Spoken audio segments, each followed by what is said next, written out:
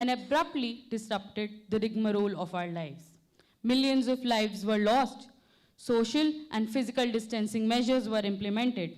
Businesses and educational institutions were shut down as we entered an indefinite period of lockdown. Humans are social animals, but during the pandemic, in the interest of staying safe, we couldn't fulfill our need of social interaction in physical proximity. But we persevered. Some way or the other, we all found ways to cope up with the challenge that was put in front of us with COVID. This year, we are finally beginning to see the signs of hope and recovery. It is now time to once again explore ideas that have the potential to ignite minds. And that precisely is our theme: abstraction, reverie, Eureka. The process of igniting your mind, the birth of an idea which then catalyzes action. You begin with an abstract thought, unstructured, practically chaotic. You sit on it, ponder, and contemplate. You fall into a lovely state of reverie. Over time, it slowly but surely takes shape. You start making sense of the intangibles to create order from that chaos. And then, suddenly, you've got it. Eureka. Your ideas, your creation, your art takes form. Today, you will hear 8 extraordinary speakers, all incredibly successful in their chosen field, and each with their own unique perspective. Prepare yourselves for a lively, stimulating, and profound conversations. We hope that the conversation that ensue will inspire your own abstraction, reverie, and Eureka. So let's begin the journey, which, not unlike the ship of Theseus, will deconstruct a perspective.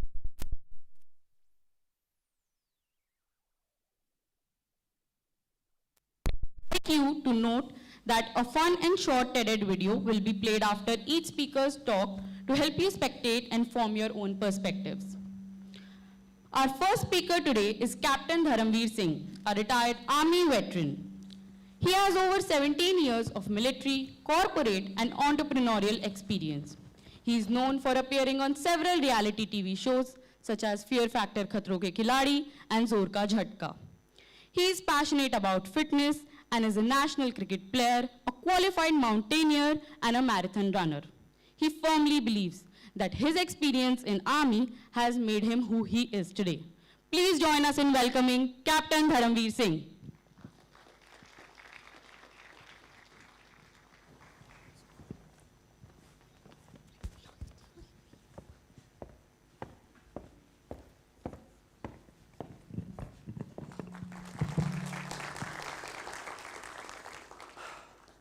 So I come from an organization where people are privileged if they go home when they want to go home. I come from an organization where promotions do not come in emails. I come from an organization where kids are absolutely used to celebrating their birthdays without their fathers. I come from an organization where the wives are absolutely fine to celebrate their anniversaries without their husbands. I come from an organization जहाँ पे चांद कभी border पे निकलता है करवा चौथ का और कभी नहीं निकलता है. Ladies and gentlemen, I come from an organization where mistakes cannot be corrected in next quarter, where mistakes are not calculated on Excel sheets, where mistakes cannot be planned to be taken care of in the next 6 months or a year's time, because the mistake means that people will go back home wrapped in tricolor. So we are on 6th Sigma. Here I am, Captain Dharamveer, and over a period of time, whatever it took for me to become who I am today, I have taken certain anecdotes from my life to suit the theme of today's TED Talk. Let's start with my journey when I was in class 12th, and I'm pretty sure all you young students would be able to resonate with my thoughts. I started preparing for my medicals, not because I always wanted to do my medicals, but it is something that my parents decided for me because I scored 92 marks in my bio. It was very easy in our times for parents to decide for you, and you never had a choice to decide what you want to do in life. The life was going on. I was a fairly decent student. And about 4 months, when it was just about, I was about to write my exams, I thought I should visit one of my cousins who was doing his PG from KGMU, King George's Medical College, Lucknow. I reached out to him and he took almost 5 minutes to open the door. A lot of thoughts as a 17-year-old went into my head. And eventually when he opened the door, I asked him, what is it that took you 5 minutes? He showed me thick books and he said, if you are ready to spend 5 to 10 years studying before you get on to mainstream practice, this is the space. So I'm talking about 97 when the medical field was not very corporatized, right? Like in today's time where you have 9 to 5 kind of a medical practice job. And he made a statement that वकालत और डॉक्टरी अगर विरासत में मिली हो तो करना, वरना कुछ और कर लो. I think that day I decided what path I do not want to take in my life. It was absolutely clear that I may want to do anything, but I don't want to become a doctor. And so that is where, all of a sudden something that was going on for a very long time ended. Something that I had planned for a very long time ended. And something new came to my mind. I do not come from a very, very privileged background. So if I was to move to Delhi to do my preparation for UPSC, that is what I wanted to do at that point in time. I had to move to a college where the hostel facilities were really, really strong. And that college for me at that point in time was JNU. That is what I identified.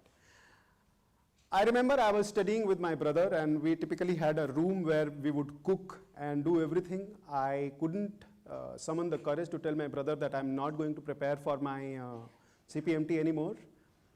I rented a room which was 450 rupees. So you can imagine the length and width of that room. I mean, to reach the other side of the room, I had to literally cross my bed, which was on the floor. This journey was not easy. I was in Allahabad and cooler was also not available to us because I remember there have been nights when I had sprinkled water on the ground to make the floor little better. And it all resulted in an All India 15th rank JNU entrance. And that gave me a belief that if you work hard for something, that was a kind of my own introduction to my capabilities because that was the first exam which was kind of an exam entrance where I was tested. So this was first example and it is very, very important in my overall life scheme that I reached Delhi, I reached JNU because a lot of things changed after that. Coming to the second story, cut to 1999. I was dating a girl who was 3.5 years elder to me. And the saying that you always fall in love, I came to Delhi from Allahabad, Gorakhpur, and you always fall in love, Nobody ever evolves in love. Third year of college, the girl I was dating was 3.5 years elder to me. She finished her post-graduation from NIFT. Everything was very nice. My father has, out of the security reasons that I portrayed that driving in Delhi is not very safe. So riding was not safe. So I need a car, not a very jazzy, but I had a second-hand car in my last year of college. So everything was going fine. We were meeting, college, friends. And all of a sudden she came and she was like, my parents are looking for me to get married. I was all of 19 or 20. But I wanted to reciprocate to whatever courtship we had for, 3-4 years. Don't think too hard. She is now mother to both my kids. She's my wife. So I didn't know how to reach out to my parents. Okay? And of course my in-laws also. Everyone quite literate, well-to-do, both families. Brother-in-law was an IPS officer. My sister-in-law was married to a PCS officer in Lucknow. And I was doing nothing. I was a third-year student of JNU, Japanese honors. And I reached out to my parents. And in my entire life, that's the only instance when my father used a foul language. Not abused me, but he definitely was absolutely not pleased with this thing of mine. I reached out to my in-laws. To my luck, I was not beaten up. I was reciprocated very nicely, and everybody accepted that, you have a career, you can do well in life, but this is too early for you. Both of us, we convinced that we do not have any plans of running away or doing anything which may bring disgrace to any of the families. Give me some time. I came back to campus, and I remember those 4 months. I would hardly go to my mess. I started following a routine which was 180 degrees to what everybody else was following, just to save time. I never wanted to face anyone. I never wanted to see anyone, because that would kill my time. I would not go to mess because that was time taking, so I would order for tea in my room with Parle-G biscuit. Literally, Parle-G and chai was my, at least, out of 5 meals, 3 meals were chai and Parle-G. And those 4 months, I remember nothing. All the tires of my car, they got flattened. Don't remember anything. I went for my written, I cleared my written. I went for my SSB. 5 days, people have a lot of stories to tell people that, this happened, that happened in my SSB. But I think this whole process was so much into me that I remember nothing of my SSB. It's just that I wanted it. And I was going through that process of realizing what I am, who I am, and what will eventually come out of it. And in 5 days' time, I had a plus sign on my chest, which means I was recommended. 2 days of medicals. And with God's grace, no temporary rejection, nothing. Someone who had not even thought of getting into defense forces, was a class 1 grade A officer in 7 to 9 months' time. After that, my training was scheduled in like another 3 months' time. So this was the second milestone of my life where things changed. Third is coming out of the defense forces. After 5 years of our tenure in defense, 2006, we got blessed with twins. Okay, so 5 years of lovely time in defense. And all of a sudden, I think I would want to narrate one story before that, which totally changed me, which I am living today. So this is 2005, February 5th. By then, I had spent almost 3 years in my unit, and I was to replace an officer who was sitting on a top position in a high altitude location. The area was Gurez. If you Google, you will figure out that 2005, Jammu and Kashmir, they received unprecedented snowfall. And I was to replace an officer because there was some emergency as hit place. I started my journey with 4 of my men. We reached a spot which was supposed to be the maintenance post. So in defense forces, when there are 2 posts which are apart, maybe 10, 12 kilometers, 15 kilometers, you do not, in those days, we never had a communication way of, electronic communication way was not there. So there's something called 5 Bravo where you lay wire to communicate to the other person, you ring it by hand and you talk to people. So there is a maintenance post that was established. I reached there and it started snowing. A couple of days, 3 days, 4 days, 5 days. Since it started on 5th of February, 9th February was my birthday. So I remember that people from my home, they would have tried reaching out to me in the regiment headquarters because it was possible for them to reach out to regiment headquarters. And they were conveyed that your son is fine somewhere, because till then the wired communication was working. It turned out to be 10 days, 12 days, 15 days, and the snowfall was so heavy that over a period of time, with its own weight, the wires got broken. And since the snowfall was continuous, there was no maintenance party which could have been sent from either of the side to join that wire. Now we started living on radio set communication, but at the same time, the battery of the radio set was also limited. Okay? And it turned out to be 15 days, 17 days, 19 days. Typically in high altitude areas, the army would create your bases in a space where the trajectory of the enemy artillery shell doesn't reach. Basic science, right? So you would always be tucked into very, very close to a mountain. But since it's continued to snow for 18 days, that area became prone to avalanche. There was so much of snow on the top. And we moved from that small space to RP gate, which was nothing but a small sentry post. It was so small that one person moved and everybody else would wake up. The snow was so much.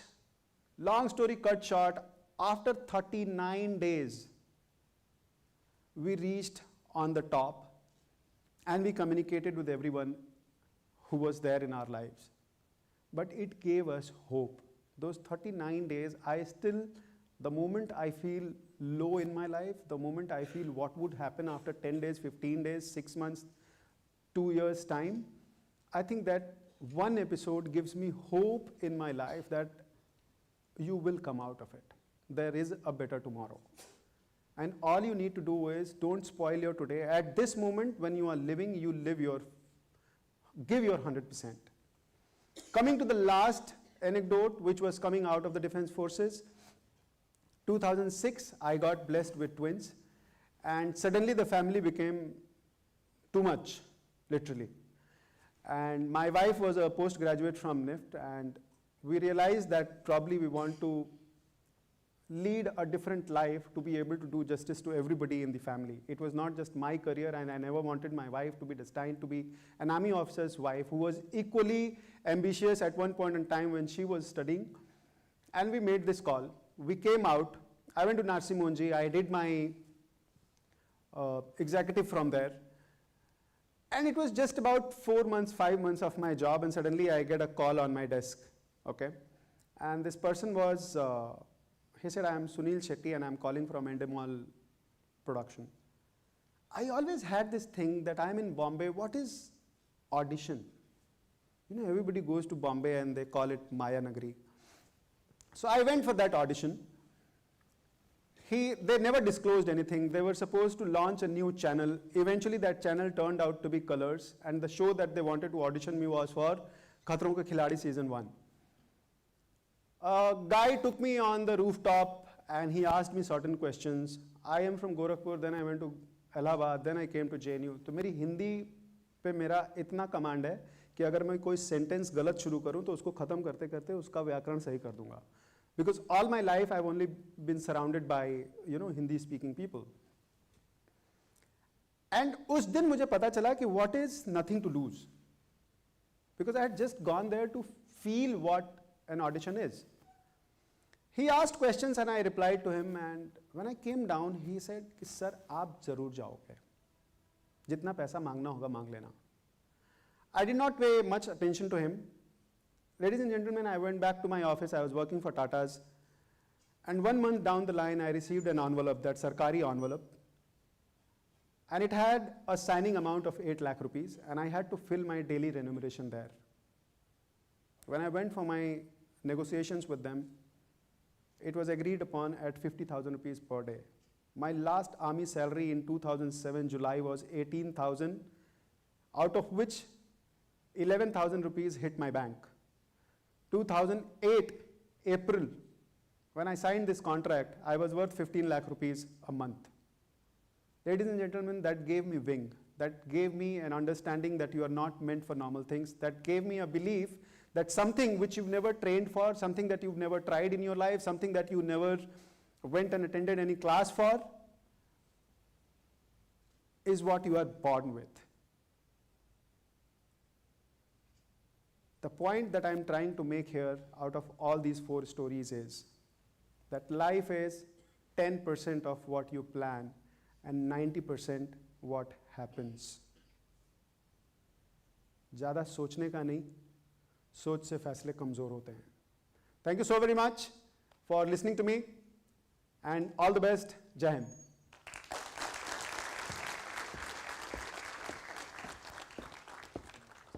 Thank you so much.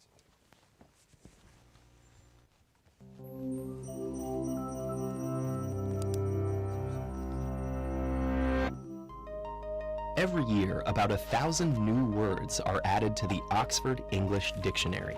Where do they come from, and how do they make it into our everyday life? 170,000 words currently in use in the English language. It might seem we already have plenty. Yet, as our world changes, new ideas and inventions spring forth, and science progresses, our existing words leave gaps in what we want to express. And we fill those gaps in several ingenious, practical, and occasionally peculiar ways. One way is to absorb a word from another language. English has borrowed so many words over its history that nearly half of its vocabulary comes directly from other languages. Sometimes this is simply because the thing the word describes was borrowed itself. Rome and France brought legal and religious concepts like altar and jury to medieval England, while trade brought crops and cuisine like Arabic coffee, Italian spaghetti, and Indian curry. But sometimes another language has just the right word for a complex idea or emotion, like naivete, machismo, or schadenfreude. Scientists also use classical languages to name new concepts. Clone, for example, was derived from the ancient Greek word for twig to describe creating a new plant from a piece of the old. And today, the process works both ways, with English lending words like software to languages all over the world. Another popular way to fill a vocabulary gap is by combining existing words that each convey part of the new concept. This can be done by combining two whole words into a compound word, like airport or starfish, or by clipping and blending parts of words together, like spork, brunch, or internet. And unlike borrowings from other languages, these can often be understood the first time you hear them. And sometimes a new word isn't new at all. Obsolete words gain new life by adopting new meanings. Villain originally meant a peasant farmer, but in a twist of aristocratic snobbery, came to mean someone not bound by the knightly code of chivalry, and therefore a bad person. A geek went from being a carnival performer to any strange person, to a specific type of awkward genius. And other times, words come to mean their opposite through irony, metaphor, or misuse. Like when sick or wicked are used to describe something literally amazing. But if words can be formed in all these ways, why do some become mainstream while others fall out of use or never catch on in the first place? Sometimes the answer is simple, as when scientists or companies give an official name to a new discovery or technology. And some countries have language academies to make the decisions. But for the most part, official sources like dictionaries only document current usage. New words don't originate from above, but from ordinary people, spreading words that hit the right combination of useful and catchy. Take the word meme, coined in the 1970s by sociobiologist Richard Dawkins from the ancient Greek for imitation. He used it to describe how ideas and symbols propagate through a culture like genes through a population. With the advent of the internet, the process became directly observable in how jokes and images were popularized at lightning speed. And soon, the word came to refer to a certain kind of image. So meme not only describes how words become part of language, the word is a meme itself. And there's a word for this phenomenon of words that describe themselves: autological. Not all new words are created equal. Some stick around for millennia, some adapt to changing times, and others die off. Some relay information, some interpret it. But the way these words are created and the journey they take to become part of our speech tells us a lot about our world and how we communicate within it. On the TED website, we have a video series called Mystery.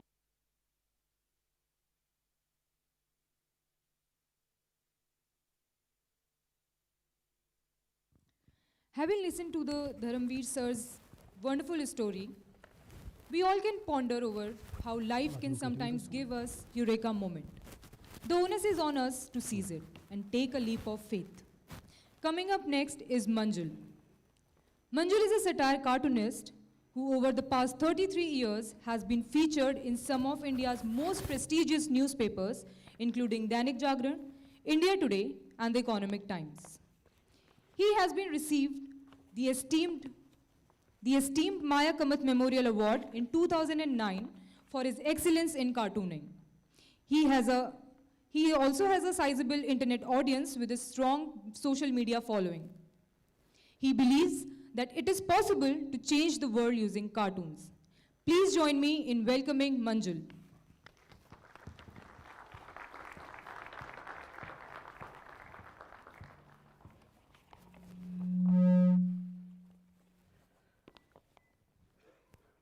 Thank you, friends. Thank you for having me here to discuss the topic. So in my career as a professional cartoonist, I drew almost 3-4 cartoons every day. But I didn't give a thought to the process of drawing cartoons. When IMT Ghaziabad invited me to speak, I started thinking about the subject for the first time. In the next 10 minutes or so, I would like to share my thoughts with you all. So I assume that all of you must have seen this visual. In comic books or animation films, when a character in some kind of trouble, it tries to think a way out. While it is thinking, suddenly a brightly lit bulb appears in a thought balloon. Something like this. The bulb is always switched on. You can see those lines which shows that it's on. So simple language, we call it that the person or the character has got an idea. Today we will discuss how cartoonist gets an idea. Whatever I'm going to share today is based entirely on my personal experience, and I'm not claiming that it applies to each and every cartoonist. I have never discussed this subject with others before. So I wake up in the morning and look for ideas. So the entire time goes that how to bring that bulb from there to my thought balloon. So to get an idea, the very first thing I'll have to do is to find out what is happening around me or around the world. So let me give you an example. It is entirely hypothetical example, nothing to do with the reality. So when in the morning I check my phone for the news, because nobody reads newspaper nowadays, for the subject of my cartoon. And suppose I discover that my best friend had a breakup last night. Now I want to share this news with my girlfriend. I call her up. She doesn't pick up her phone. Instead, I get a text message from her saying that she is breaking up with me. In this emotional moment, I switch on the TV and the breaking news flashes on the screen that a neighboring country had a breakup with my country and there is some scuffle going on at the border. So now I have 3 breakup stories playing in my mind. Any one of these could be a possible subject for the next day's cartoon. I have to choose one of these. My own breakup is the biggest story for me, but the problem is that nobody except me and my girlfriend knows about it. So nobody will be able to understand or connect with the cartoon. So if I chose to draw about my friend's breakup, the number of people knowing about the subject may be a slightly bigger. than my own breakup, but it will not be big enough. So I look at the third breakup. This is certainly very big. The whole country knows about it, and every citizen is concerned. So for me, this will be the news of the day.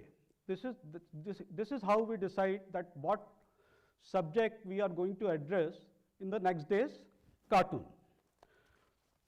After finalizing the subject, I need to do some research and read up the news.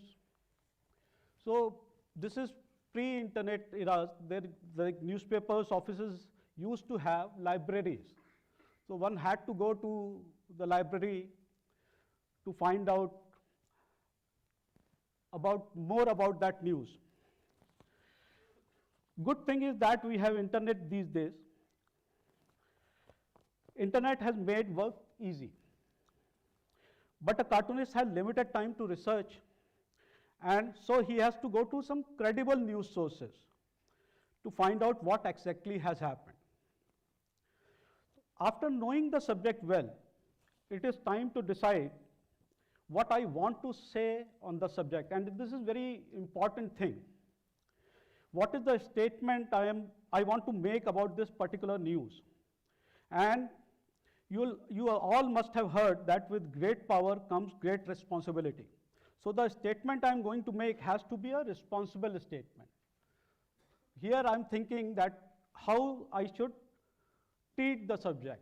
Which hammer should I use to say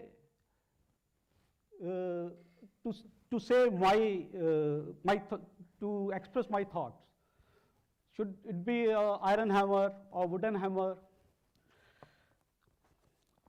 People might think that cartoons are just funny business, but a political cartoonist should never think like that. For him, it is the most serious business on the earth. I cannot say something meaningless just for the sake of saying it. This is one of many differences between politicians and cartoonists. You need to be accurate. Obviously, we all know that cartoonists exaggerate situations, but as a cartoonist, I should always keep in mind that the statement I'm going to make should not instigate people. There are several other filters which we always apply in our daily life. Always remember, cartooning is not abusing. Everybody has a moral compass. Whenever we speak and whatever we speak, it passes through that moral compass. So before making a statement, think over it. Think from various angles. Think as much as possible. And after covering all the possible angles, now I am ready to go to the next step, which is finding the right imagery. There is one important break here, because nowadays information inflow is so fast and situations keep changing so quickly that at this point I go back and check my facts again. In fact, I keep checking them all the time. Like once I was almost ready with my idea to start drawing a cartoon on China, and suddenly I heard TV saying, "Na koi ghusaya hai, na koi ghusa hua hai." And I had to go back to the first step. So we need to keep updating ourselves all the time. So let's come to imagery now. After deciding what I'm going to say, I start working on how I'm going to say it. I try to keep in mind that I need to use an imagery which my readers can connect easily. So if you try to recall, you will realize that you keep seeing such imagery all the time. For example, a man marooned on an island. I'm sure all of you must have seen at least one cartoon where somebody is marooned on an island. This, I think, is the most exploited idea in the world, and still cartoonists are using it. I too have used it many times. Basically, this image depicts that somebody is stuck somewhere and no help can reach there. So if I want to make a statement, for example, that the opposition is stuck, I can use this image. There are other images too, like a very thin, weak rickshaw puller is pulling a man who is very healthy, and he might be eating something while sitting on the rickshaw, being pulled by that weak man. or a man milking a cow, or a baby crying, and so on.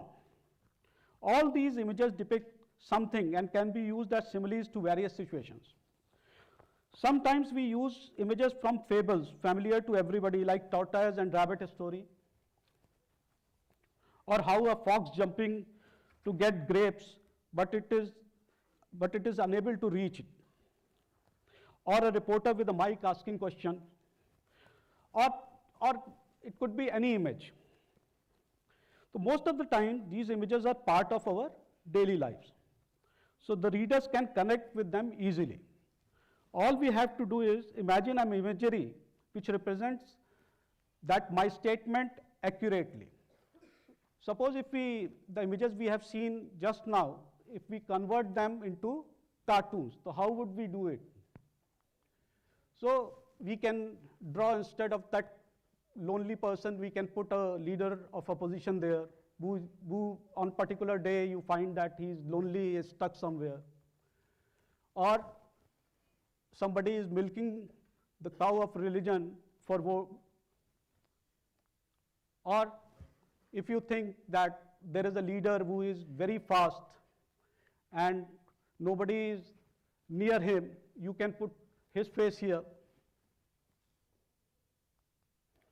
Or there are people who never reply to a direct question. So you can change those images into cartoons like this. So now I have got my statement, I have spotted the subject. So do you think that this is my Eureka moment? I don't think so. So what is more left here? Even Archimedes decided to shout Eureka, Eureka, as soon as he got an idea about how to solve the problem. But I would say, let's wait. After deciding the imagery, now start the drawing part. A cartoonist must have some degree of drawing talent. I'm sorry to say, but if you cannot draw, you cannot be a cartoonist. I don't know about the future. In future, there might be some kind of tech which can convert your thoughts into images, but as of now, you need to draw a cartoon to be a cartoonist. Different cartoonists use different methods to draw. Most of them draw a rough visual on paper with a pencil. They keep drawing until they are satisfied with the drawing. Once they are happy with the drawing, they use a black ink to finalize the drawing. Again, different cartoonists use different methods. Some use brush, some prefer pens. For drawing caricature, all of them use photos as reference. Some of us keep drawing caricatures in their free times and then use it whenever they need it. It's a time-saving exercise. After finishing the drawing, we scan the cartoon and send it to publication. So some of us, like me, don't draw on paper. I draw it directly on a digital tablet. There are many available in the market right now. There are many softwares too which support drawing. Now you have got iPad also where you can draw anything. After finishing the cartoon, when I post it on social media and somebody comes and abuses me without even reading the cartoon, that is my Eureka moment. Thank you.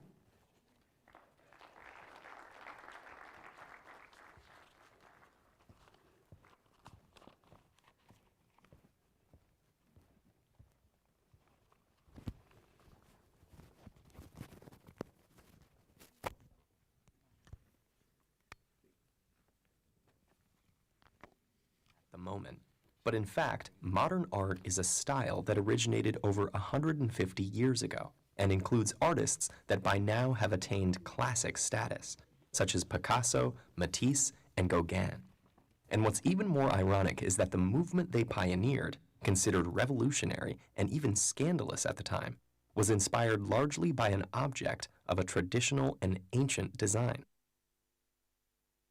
As far back as the Renaissance, the primary European art movements emphasized conventional representation and adherence to classical forms.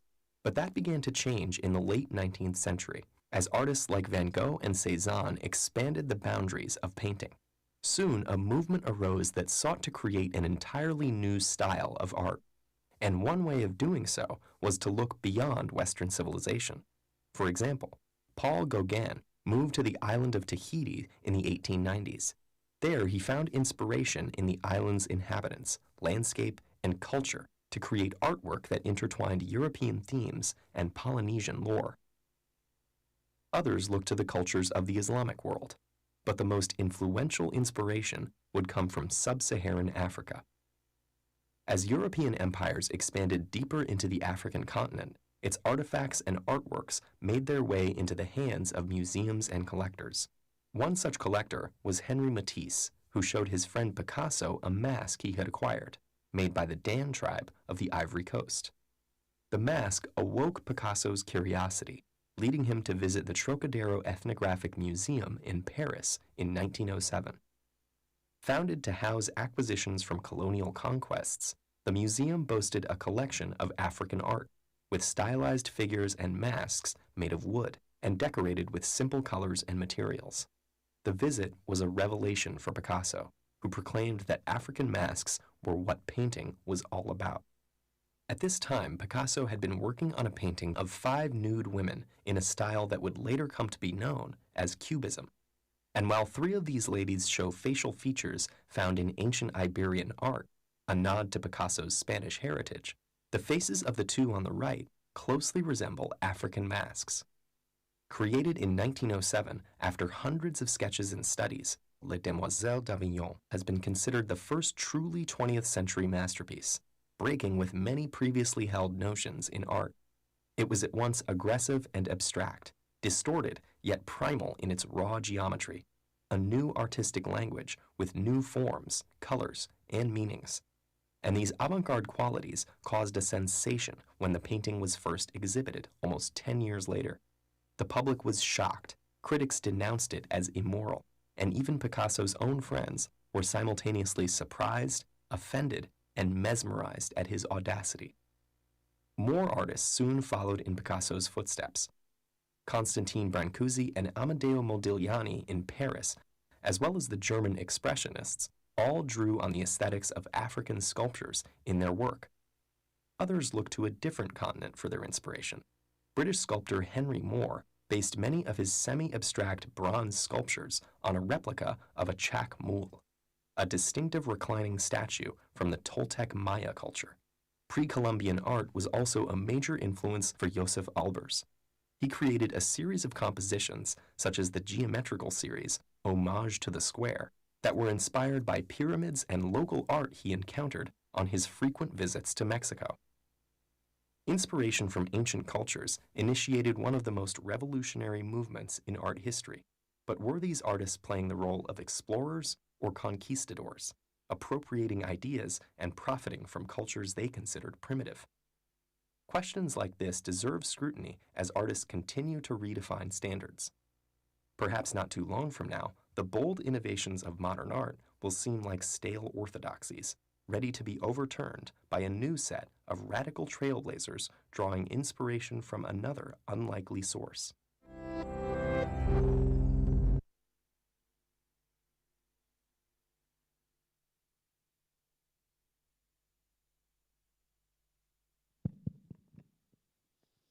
Listening to Manjul sir's creative process, it's possible to draw parallels about how we all use similar techniques in our passions on our journey to seize the day. Our next speaker for today is Kuldeep Ruhil. An actor, writer, and director, Kuldeep Ruhil has made his name in the entertainment industry through his diverse talent and body of work. He discovered his passion for stage while doing his master's at the Department of Indian Theatre in Chandigarh. He was a writer for one of the most watched OTT series in India, Ashram, and has also written dialogues for the fresh and quirky comedy thriller Mickey Virus. He has also directed Cheer Haran, a politically charged and thought-provoking documentary film. Please join us in welcoming Kuldeep Ruhil.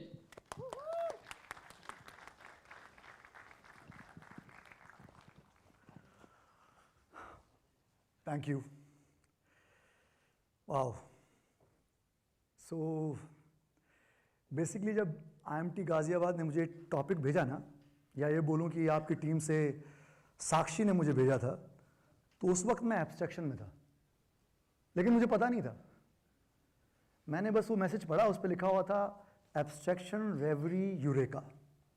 Abstraction, reverie, eureka, eureka, reverie, abstraction. Like इस पे बोलना है, ये बहुत serious है यार। तो like क्या बोलूं, मतलब मैंने ना कभी अपने काम को इन 3 शब्दों के थ्रू नहीं देखा है। मैं बस लिखता रहता हूं डूबी डूबी डू, लगे रहो। अब ये डूबी डूबी डू क्या है ये मैं बताऊंगा आपको बाद में।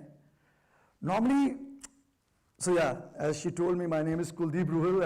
I'm an actor, writer and director. पर आज जो राइटर वाला पार्ट है ना, हम उसको थोड़ा सा एक्सप्लोर करते हैं। कहानी लिखते वक्त क्या होता है? सो मैं शुरू में अपने किरदारों से मिलता हूँ, हमारी बातचीत होती है, वो मुझे अपनी दुनिया में लेके जाते हैं, और वहाँ वो बेसिकली क्या कर रहे हैं, क्यों कर रहे हैं, कब कर रहे हैं, ये सब डिस्कस होता है। उनके मोटिव्स क्या हैं, और उनके एक्शन का जो बटरफ्लाई इफेक्ट है वो मेरे बाकी किरदारों पे या मेरी कहानी पे क्या असर डालेगा। ये सब होते होते कहानी की परतें खुलती हैं और मैं लिखना शुरू कर जाता हूँ। But in those moments basically I disconnect myself completely from the world, and in those moments abstraction happens. Creating a story is a process of abstraction.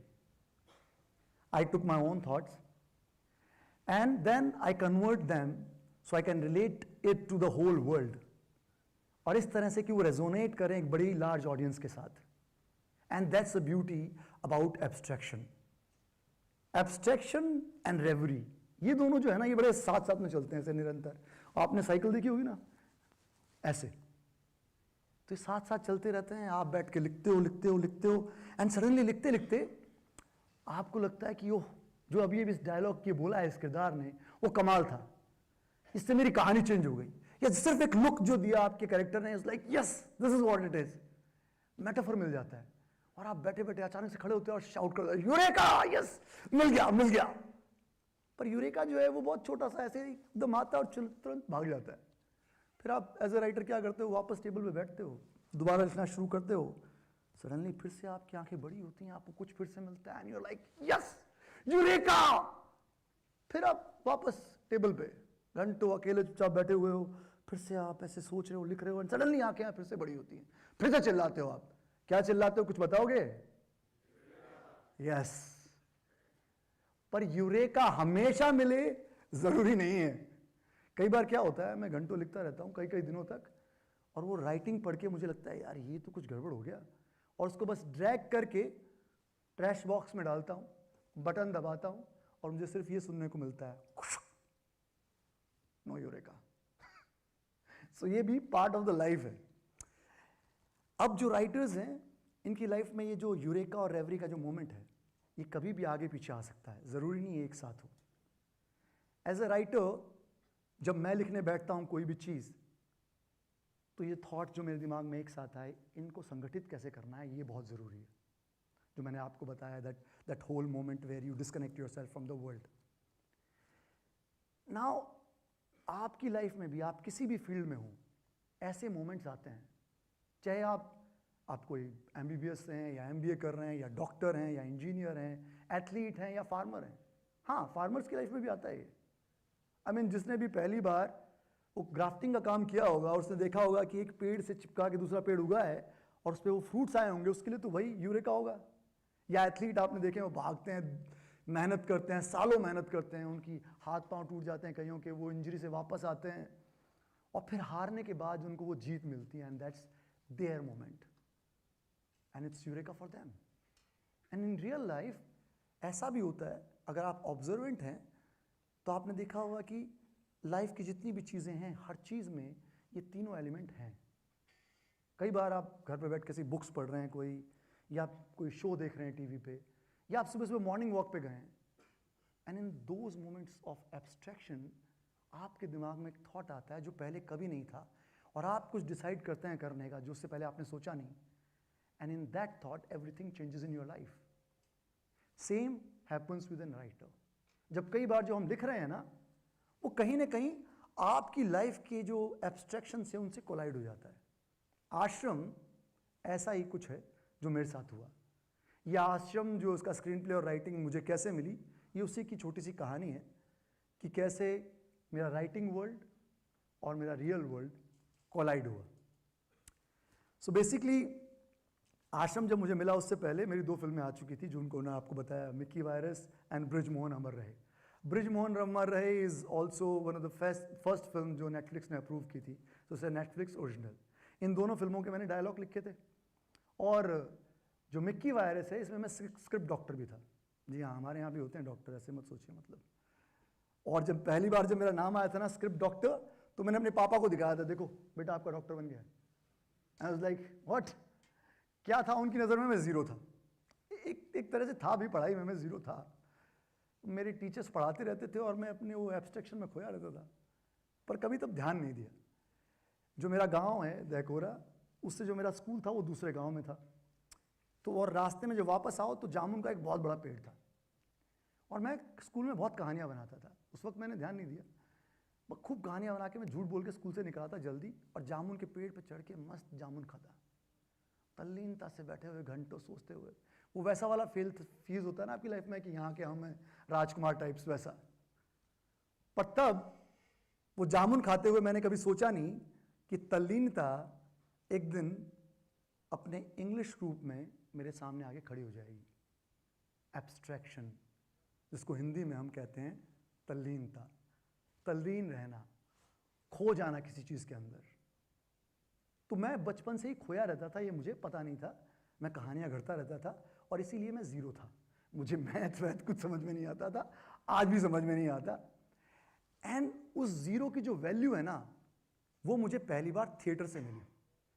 जब मैंने कॉलेज यूथ फेस्टिवल में मैं गया और मैंने देखा प्ले हो रहा है, मैंने कहा ये कर सकता हूँ मैं, एक्चुअली यही करना चाहता हूँ मैं। और सडनली मेरे जैसे ज़ीरो को प्लेसिंग मिल गई सही से।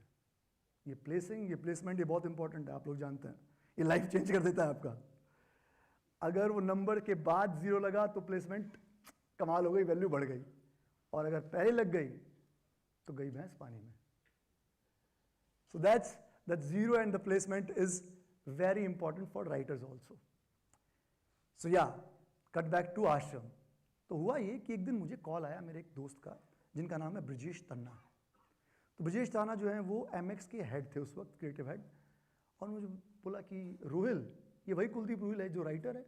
मैंने कहा हाँ मैं ही हूँ, बोलिए। तो बोलता है कि उनको कोई कहानी सुनाने कोई प्रोड्यूसर आया था, और उनको स्क्रीन प्ले अच्छा नहीं लगा।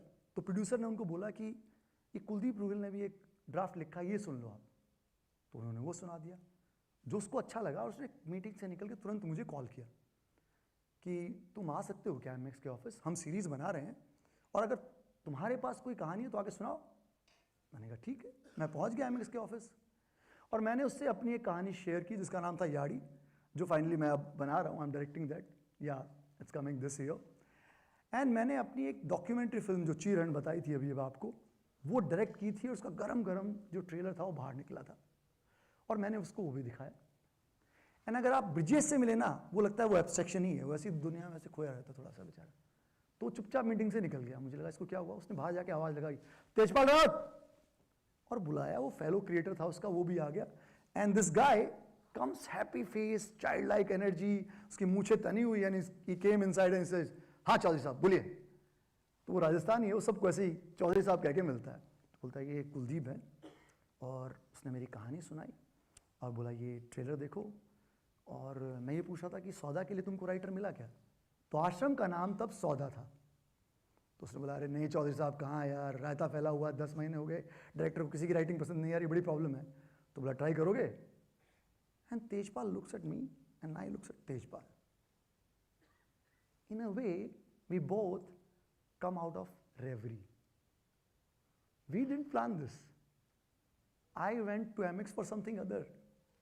Some other thing I want to tell, the new story which I had. But Brijesh ने हम दोनों को मिला दिया, और वहाँ से एक नया एब्स्ट्रैक्शन शुरू हुआ। तेजपाल मुझे गौतम तलवार के पास लेके गया, जो कंटेंट हेड हैं MX के। उन्होंने वो मिले बड़े अच्छे से, उन्होंने पूरा बताया कि कितना रिसर्च किया है और कितना सब लिख चुके हैं पर अभी तक कुछ सेट नहीं है। मैंने वो पूरी रिसर्च ली, उनकी कहानियाँ ली और मैं लेके आके बैठ गया और करीब 1-1.5 महीने तक मैं लिखता रहा। और मैंने पहला एपिसोड जो है उनको भेजा with screenplay and dialogue. Now उसके बाद जब मैं मिलने गया तो वो थोड़े से ऐसे लाइक हाँ बढ़िया है ठीक है, और बोले लेकिन ना आपको एक बार डायरेक्टर को जाके सुनाना पड़ेगा। अब डायरेक्टर कौन? हबीब फैजल। जी हाँ, आश्रम तब हबीब फैजल डायरेक्ट कर रहे थे। और हबीब फैजल, अगर आपने उनका काम देखा, औशकज़ादे, 2 दूनी 4, is a brilliant writer and director. तो उनको ना राइटिंग को लेके वो बड़े एकदम सीरियस हैं कि सब चीज़ें परफेक्ट होना चाहिए। तो मैं पहुंचा उनको सुनाने के लिए। उन्होंने जाते सुना नहीं, उन्होंने पहले पूछा कहाँ से आए हो, क्या करते थे, क्या एजुकेशन है, ये जाना कि और मैं क्या लिखता हूँ। तो मैंने बताया मैं पोइट्री लिखता हूँ। तो पोएम सुनने लग गए और एंड में 2-3 घंटे के बाद उन्होंने कहा अब सुनाओ एपिसोड। मैंने सुना दिया एपिसोड। अब सुनाया तो उनकी जो कहानी थी वो ऑलमोस्ट 70-80% चेंज हो चुकी थी।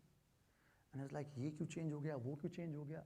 बहुत छोटा सा एग्जांपल, अगर आपने आश्रम देखा तो वो पहले जो लड़की पम्मी थी वो हॉकी खेलती थी, मैंने उसको रेसलर बनाया, उसको एक लोगो दिया डिफेंड एंड अटैक। ऐसी बहुत सारी छोटी छोटी चीज़ों से लेके बड़ी तक सब चेंज था। एंड हबीब सेड ओके, वो हेलो किया और मैं चला गया वहाँ से। अब मैं रास्ते में सोच रहा हूँ यार ये गड़बड़ हो गई है, डायरेक्टर ने जो कहानी लिखी थी वो पूरी चेंज कर दी और मैंने पूछा भी नहीं है, तो पक्का गई भैंस पानी में। मैं घर पहुंचा और शाम को गौतम तलवार का फ़ोन भी आ गया। इट्स लाइक कहाँ हो? मैंने कहा घर पे। अभी मिल सकते हो? मैंने कहा आ जाता हूँ। मैं गया, वहाँ गया तो देखा उनका जो कमर्शियल हेड था विद्युत, वो बैठा हुआ है। मैंने कहा ओके, दोनों मीटिंग खत्म कर लेंगे फिर मिलता हूँ। मैं कहा तुमसे नहीं इधर आओ मिलो, तुम कमर्शियल डिस्कस कर लो। मैं क्या? इट्स लाइक अरे वो बताया नहीं मैंने तुमको, हबीब सर का फ़ोन आया था। तो उन्होंने बोला कि अगर कुलदीप रूहल इसका स्क्रीन प्ले और डायलॉग लिखेगा और इस सीरीज को शो रन करेगा तभी मैं डायरेक्ट करूंगा। I was like eureka, eureka. And seriously मेरा हार्ट जो है ना अंदर से ऐसे चिल्ला रहा था, पर मैं एकदम कामली सुन रहा था। मैंने कहा okay, now as I told you even I loved his work, Habib's. और जब इस तरह का कोई आदमी आपके काम को इस तरह से सराहता है तो राइटर के लिए वही मोमेंट जो है यूरेका हो जाता है। इस तरह से आश्रम जो है वो मुझे मिला लिखने के लिए। पर अगेन आई टोल्ड यू ना, यूरेका इतना थोड़ा सा टाइम के लिए रहता है फिर भाग जाता है। तो अगले 16 महीने I was writing Aashram only. Yeah it took me 16 months to finish that series. And इसके साथ ही जुड़ा हुआ है कि मेरी जो कहानी है वो कैसे कोलाइड हुई आश्रम से। जैसे मैंने आपको बताया कि मैं हरियाणा से हूँ। So I born and brought up in a small village call Haryana, Daikora, जो रोहतक के पास है। और हरियाणा के बारे में ना 2-3 चीज़ें हैं कि यहाँ पे लोग बोलते हैं यहाँ पे एग्रीकल्चर के नाम पे ना एग्रीकल्चर है। आई वाज लाइक ओके, मेरा ऐसा मानना नहीं है। मुझे लगता है भाई एग्रीकल्चर में कल्चर भी छुपा हुआ है, ढूंढना पड़ेगा आपको थोड़ा सा। खेती से ही सब निकलता है, वो टिपिकल है, जो बोओगे वही मिलेगा आपको। सो मेरी माँ खुद खेती करती थी, हमारे 5 खेत थे, सॉरी हैं अभी भी। और मम्मी वो सब संभालती थी, हमारी भैंसों को, जानवरों को, और मेरे जैसे निकट्टू बेटे को भी संभालती थी। और मेरे पापा थे आर्मी में। वो शुरू में लेके गए थे मुझे अपने साथ, सेंटर स्कूल में एडमिशन भी कराया मेरा। पर एज आई टोल्ड यू मैं 0 था तो मैं 4th में ही फेल हो गया। और क्या मार पड़ी मेरे को। और मेरी मदर ने कहा भाई इसका यहाँ कुछ नहीं हो सकता। एंड वो मुझे वापस गांव लेके आ गई। और गांव, भाई गांव ने सब कुछ बदल दिया। उस वक्त मुझे समझ में नहीं आया था। वो गांव का जो खुलापन था ना, वो घर भी खुला, आंगन भी खुला, खेत भी खुले, स्कूल भी खुला। आप स्कूल जाने से पहले क्या कर रहे हो? भैंसों को तालाब पे लेके जा रहे हो। वापस आके क्या कर रहे हो? फिर से तालाब पे जा रहे हो, नहा रहे हो, शाम को खेतों में जा रहे हो, चारा ला रहे हो, लकड़ी काट रहे हो, शाम को अपने सारे के सारे दोस्तों के साथ कबड्डी खेल रहे हो, कुश्ती खेल रहे हो, अमरूद के पेड़ पे चढ़ के अमरूद तोड़ रहे हो। और अमरूद तोड़ के खाने का जो मजा है ना, वो अपने आप में यूरेका है। I am serious. आज भी मैं पेड़ पे चढ़ के कोई जब फल तोड़ के खाता हूँ ना, मैं करता हूँ ऐसा। It's so beautiful. सो वो सारे मोमेंट्स में जी रहा था लाइफ में ना, एक अलग सा एब्स्ट्रैक्शन, रेवरी और यूरेका, ये सब वहाँ बचपन में हो रहा था। पर मुझे कुछ पता नहीं था इनके बारे में, सब बाद में पता चले आपको सारे के सारे। और यहीं मेरी मुलाकात हुई बाबाओं से। यस, आश्रम वाले बाबा। तो ऐसे बाबा बहुत आते थे गांव में। कुछ ने अपने डेरे बना रखे थे, कुछ ने आश्रम। और ये सारे के सारे बाबा ज़रूरी नहीं कि सारे के सारे निकट्ठू और अजीब थे, कुछ सच्ची में अच्छे लोग थे और गांव के लोग उनको बहुत फॉलो करते हैं। या आप नॉर्थ में देखें तो हर जगह आपको मिलेंगे सत्संग डेरे। मेरी माँ भी जाती थी कभी कभी, बट वो जो थी मेरी माँ, वो बड़ी फॉलोअर टाइप नहीं थी। कहीं ना कहीं ना उनको वो हर्ड कम मेंटेलिटी वाला थॉट ना उनको मालूम था, पता नहीं कैसे, वो कभी स्कूल तो नहीं गई, बट वो नहीं फॉलो करती थी किसी को। उनके लिए उनके खेत प्राइम थे, वो उसी पे लगी रहती थी। पर रिश्तेदार आए, ट्रॉली भर के जा रहा है तो लाइक चलना है, तो मेरी माँ कहती है अच्छा ये घर में सबसे छोटा है कुलदीप, इसको ले जाओ। हाँ लाइक ओके, मैं भी चला जाता था। क्या आश्रम में और ये सत्संग में ना खाने को बड़ा अच्छा मिलता था, लड्डू मिल गया, जलेबी मिल गया, और उन दिनों में गाँव में ये सब कमाल चीज़ होती थी। तो मैं जाने लगा। शुरू में मज़ा आता था, पर धीरे धीरे वो मज़ा ख़त्म हो गया। एक क्वेश्चन मेरे दिमाग में आने लगा कि क्यों आ रहा हूँ मैं यहाँ पे, और ये इतने सारे लोग क्यों आते हैं यहाँ पे। वो गांव के लोग सुबह तैयार होके अपने घर के काम ख़त्म करके रेडी होके पूरी तरीके से सामान बांध के ट्रैक्टर ट्रॉली ट्रेन्स में लद के पहुँच जाते हैं इन बाबाओं के डेरों में। फिर वहाँ सारे दिन काम करते हैं, सेवा करते हैं, शाम को आने से पहले 200-400 रुपये और चढ़ा के आते हैं, और उनके पास पैसे होते भी नहीं इतने तब भी। एंड मुझे लगता क्यों, मैं देखता कि बाबा क्या कर रहा है। वो बेसिकली रामचरितमानस, गीता या महाभारत की चीज़ें ही बता रहा था इनको। तो मेरा जो मैंने बताया कहानियों में इंटरेस्ट था, तो मैं सब खूब पढ़ता था, रेडियो पे भी आते थे, टीवी पे भी दिखाते थे, मेरी माँ भी कहानी सुनाती थी। तो मैं सोचता ये तो वही बता रहा है। अब लोग उसको ऐसे द प्रॉब्लम सॉल्वर के जैसे देखते, उससे जाके मिलते और वो इनकी बातें सुनता और ऐसे एब्स्ट्रैक्शन में जाता और कुछ बोलता कि हाँ ऐसा कर लो। जैसे मेरे सामने किसी को बोला उसने, ये कपड़ा अपने बेटे के सर पे रखना, ठीक हो जाएगा। Like how. वो आ गया और मैंने देखा वो कपड़ा उन्होंने सर पे रखा, उस महीनों रात धोया नहीं उन्होंने। ये कैसा एब्स्ट्रैक्शन है, मुझे समझ में नहीं आया उनका। और धीरे धीरे मैंने जाना बंद कर दिया, पर वो क्वेश्चन जो था मेरे दिमाग में, क्यों जाते हैं, वो कभी नहीं गया। और जैसे जैसे मैं बड़ा होता गया, वो बढ़ता गया और मैं जानने की कोशिश करता रहा। तो I was being observant, but I didn't know this seriously. I was just observing these things as a artist, as an actor, as a normal person. And सालों बाद बॉम्बे के अंदर एमएक्स के ऑफिस में एक दिन उन लोगों ने मुझसे कहा कि हम बाबा के ऊपर कहानी बना रहे हैं, आप लिखोगे? I said, What? इतने सालों से ये बाबा जो है मेरे दिमाग में गुफा बना के बैठे हुए हैं। अब मेरा टाइम आया था कि मैं इनकी गुफा में जाऊं और इनकी मन की बात जानूं। तो वो है ना, बाबा जाने मन की बात, वो एक्चुअली वहीं से आया था। So I got that chance, that years of abstraction finally यहाँ पे आके ख़त्म हुआ। और जो मोमेंट था रेवरी का, उससे मैं निकला एंड आई रोट आश्रम। एंड जब वो निकला तो आश्रम मेरे लिए यूरेका बन गया। मतलब it is one of the most watch show in India. 11 crore लोगों ने देखा उस शो को, और वो वर्ल्ड के टॉप 10 मोस्ट वॉच शोज में से एक है। मैंने कभी नहीं सोचा था ऐसा, सीरियसली। लिखते वक्त हम बस लिख रहे थे, आई वॉज जस्ट बिजी राइटिंग। फिर तो मैसेज आने लगे, बाबा जाने मन की बात, जप नाम, बाबा जी का आशीर्वाद मिलेगा क्या, शुद्धिकरण करवा दो हमारा। मेरा फेसबुक, ट्विटर, सब अकाउंट इन सब चीज़ों से भरा था। यहाँ तक कि मैं एक बार चंडीगढ़ गया तो वहाँ लोगों ने ग्रुप बना रखा है जप नाम व्हाट्सएप का, और वो डेली सुबह एक दूसरे को जप नाम करते हैं उस पर।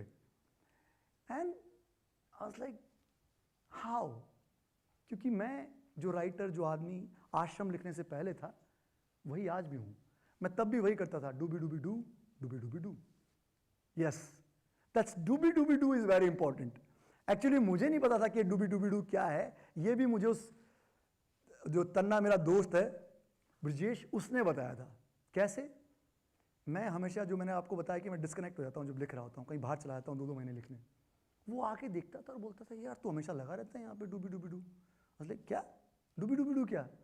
बोला abstraction reverie, abstraction reverie, abstraction reverie. Like what? So life is all about this. जो भी आप काम कर रहे हैं ना, डूबी डूबी डू, लगे रहिए। मैंने यही किया। But this is not just about me. Actually ये आप सब लोगों के बारे में है, because you are the most important. आप क्या बनना चाहते हैं, क्या क्रिएट करना चाहते हैं, दैट इज वेरी इंपॉर्टेंट। क्योंकि आप सब जो है ना, वो अपनी कहानी में हीरो हैं, विलन भी हो सकते हैं, पर ये आप तय करेंगे। You are the most valuable character in your story. पर क्या आप खुद को उतनी अहमियत देते हैं? अपने वक्त को, अपनी थॉट्स की उतनी कदर करते हैं? उनके बारे में उतना सोचते हैं? ये जो सवाल है ना, ये पूछना चाहिए आपको। मैं भी पूछता हूं अपने आप से बहुत बार। क्या है ना, आप सोसाइटी के एब्स्ट्रैक्शन का क्रिएशन बन जाते हैं और आपको पता नहीं चलता। आपने बचपन से सुना होगा ना, ये डॉक्टर बन गया, ये इंजीनियर बन गया, ये लड़का IAS है, ये तो बहुत कमाल गाता है।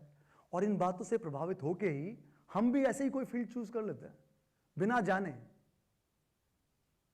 एंड उसको जानना बहुत ज़रूरी है, because the day you start taking care of your thoughts and you know the value of your time and your emotions, then only you start working on them. That's very important, I think. क्योंकि आप सब जो यहाँ बैठे हैं, सब अपने आप में यूरेका हैं जी। और आपको जो अपनी लाइफ है ना, उसके एब्स्ट्रैक्शन से अपने खुद के यूरेका क्रिएट करने हैं। तो मैं तो सिर्फ इतना ही बोलूँगा कि भाई, तल्लीनता से ख्यालों में खोए हुए जो आपके सपने हैं ना, उनको पूरा करने के लिए हर रोज़ उठो और हर दिन को जो है ना, यूरेका बना दो। That's it. इतना ही कहना है मुझे यूरेका, रेवरी और एब्स्ट्रैक्शन के बारे में। Thank you for your time. Lots of love.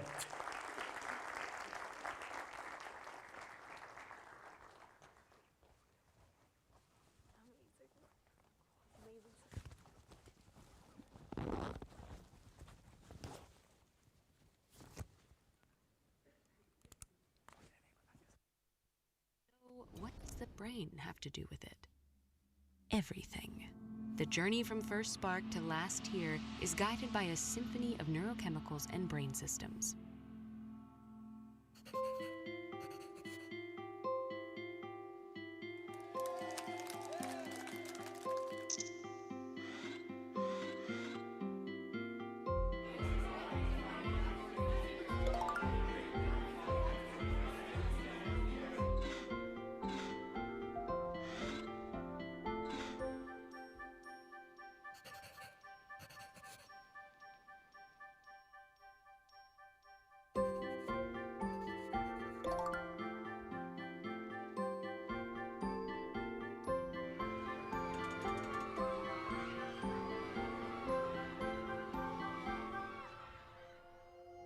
As you begin to fall for someone, you may find yourself excessively daydreaming about them and wanting to spend more and more time together.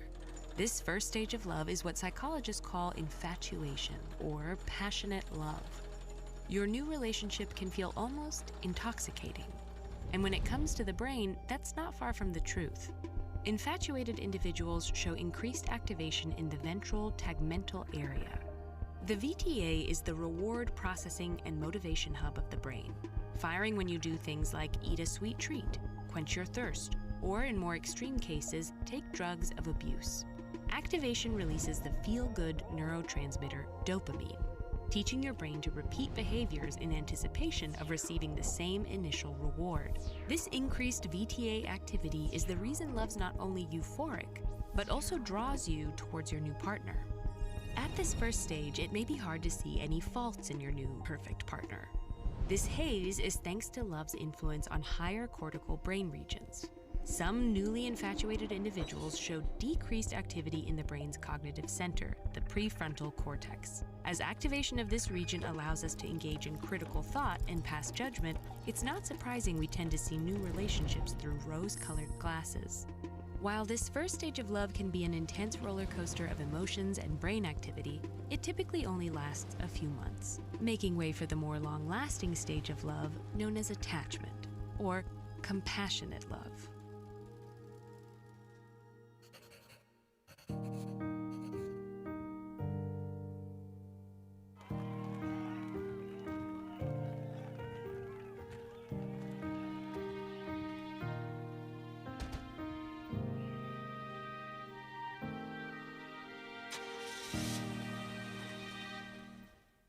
As your relationship develops, you may feel more relaxed and committed to your partner, thanks in large part to two hormones, oxytocin and vasopressin.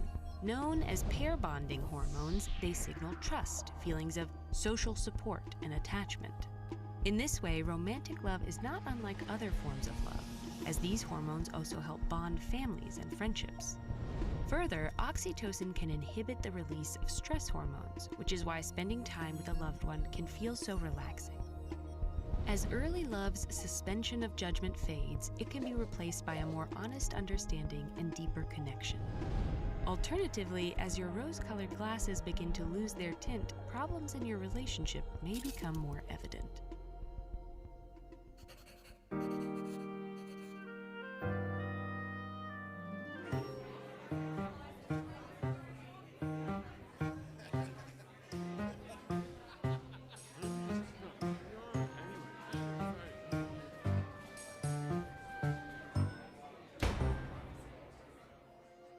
No matter the reason a relationship ends, we can blame the ache and pain that accompanies heartbreak on the brain.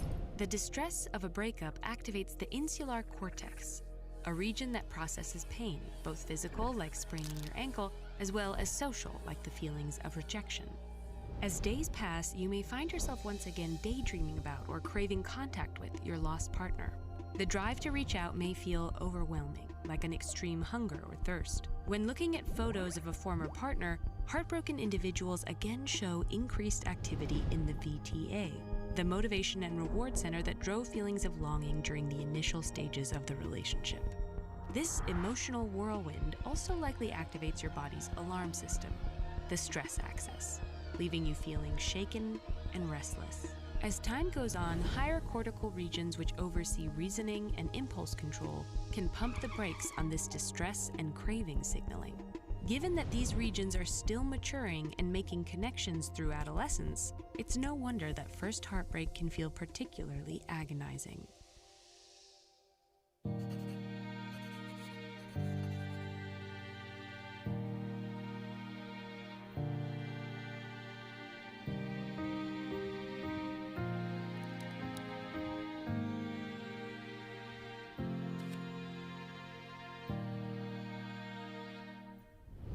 Activities like exercise, spending time with friends, or even listening to your favorite song can tame this heartbreak stress response, while also triggering the release of feel-good neurotransmitter dopamine. And given time and the support, most can heal and learn from even the most devastating heartbreak.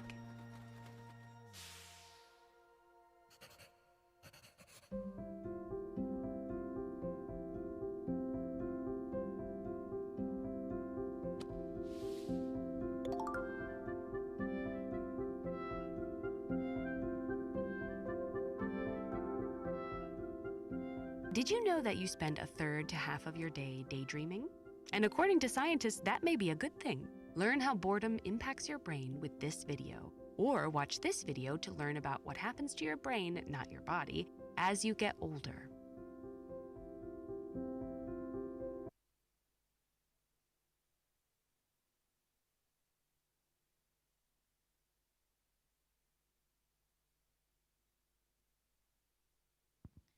Thank you, Kuldeep sir, for sharing your inspiring story of your Eureka moment with us. Next up is Minnie Mathur. Minnie Mathur is a model, actor, and a television host. She has completed her graduation from Lady Shri Ram College with a degree in English literature and went on to do a business degree from IMT Ghaziabad. She has worked as a VJ for MTV India and has hosted 6 seasons of Indian Idol. She recently portrayed Shefali Malhotra, the main character of Amazon original series Mind the Malhotras, for which she won 7 Best Actor Award. Please join me in welcoming Minnie Mathur.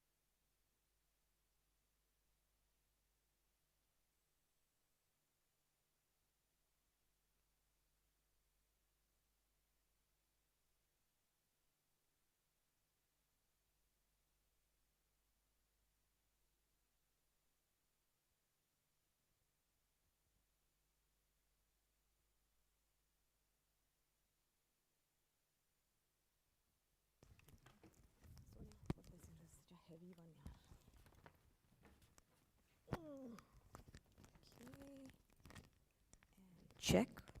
Woohoo, on the road.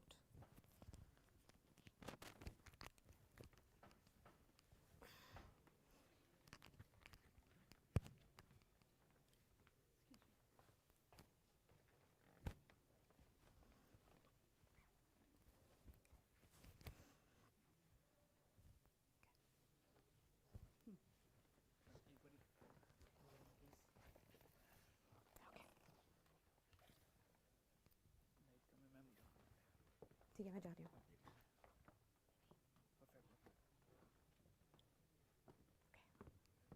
Clap for me again.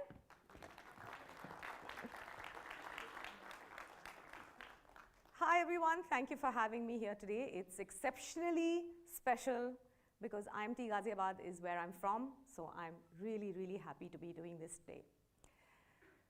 So my talk, very simply, is about following your creative call, right? Yep. So if career aspirations were linear, I would have been Dr. Minnie Mathur today, talking about revolutionary discoveries in craniotomies at some medical conference. If the subjects you pick in college were major life choices, then I think I would have been a poet at my book launch. But if skill sets came from degrees, I'd probably be having lunch with a CEO trying to pitch for his advertising account. Yet, here I am talking about my journey and process in a field that I did not plan for, I did not study for, but I found my calling in. Now let me tell you something about myself that no one knows and you can definitely not Google. I have always wanted to be a doctor. No, not in the way that boys want to be Superman and women want to be, little girls want to be Moana. No, I didn't. I wanted to be a doctor because it was one of the 3 or 4 career choices, legit career choices that the education system gave me then. They didn't give me an option of studying music instead of math. They didn't give me an option of studying ballet instead of biology.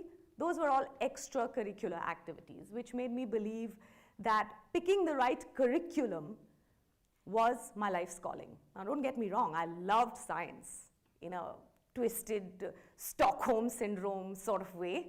So I did study science all the way through in school, but it was with a single-minded focus to take my pre-med exams. But in a sort of a rare brown parent move, my dad encouraged me to drop the prep and choose something that was more suited to an easier life than a doctor's. Well, I chose to study English literature, but within a month, I knew, or I thought I knew, it was a mistake. Learning Shakespeare and Keats and Shelley and theatre and music and debates, it felt like extracurricular activities. It didn't feel like a very solid career move to me. And so just like another brick in the wall that we all were told that we were, I studied for medical school all over again that year. And just when I finally got through a coveted medical college and studied anatomy for a whole week, I bailed out. I bailed out and I went back to studying literature because I realized in that week there was more to me that needed expression. You know, one of the toughest things that I've had to do in my life is to have to choose between a conventionally acceptable career and my uneasy, risky, creative urge. And until today, one of the most exhausting conversations with my husband starts with him asking me, so what is it that you really want to do next? And here's the funny thing, if I could answer that question clearly, I'd never imagined more. It is the beautiful ambiguity in this answer to a simply, very ostensibly simple question that has really kept me searching and prevented me from standing my feet in career cement. I've continued to look for my raison d'etre, but one thing got really crystal clear for me, that I am a creator. Everybody is a creator. And interestingly, every job, every profession these days requires you to think out of the box. It requires you to find newer creative ways to do things instead of what the playbooks have always said, right? Now, whether you're leading a team or you're designing a robot or you're cooking or you're finding a cure for a disease, you are creating. And today, in the world of Instagram and social media, everyone is a creator. Whether you have 100 followers or you have 1 million followers, you are creators. During the COVID lockdown, social media turned, as you all saw, everyone into creators. They were all innovators, chefs, storytellers, stand-up comics, filmmakers. I know that when normal stops working, only then your creativity will show up. When the normal stops being normal is when creativity survives. It is the only skill set that is actually unique to you, which is why I now know that everybody must find their creative calling. And finding your calling is simply about discovering what you like to do best and getting someone to pay you for doing it. It's as simple as that. So my talk today isn't really about how to unleash this creative potential or your creativity. It's about the lessons I have learned while discovering mine. So let me get to the first lesson I've learned. Drop the master plan. You will not stay in the same industry, let alone the same job, for your entire working life. I studied hard to get into medical college. I got a degree in English literature. I got a master's degree in business. I put in 2 years in advertising, only to find myself completely at home on the set of a game show with makeup and lights, and all of this in a span of just 7 years. So that whole question of what do you want to do when you grow up, I think is a very toxic question to ask any kid. We get kids to put themselves in a box even before they can discover what's outside it.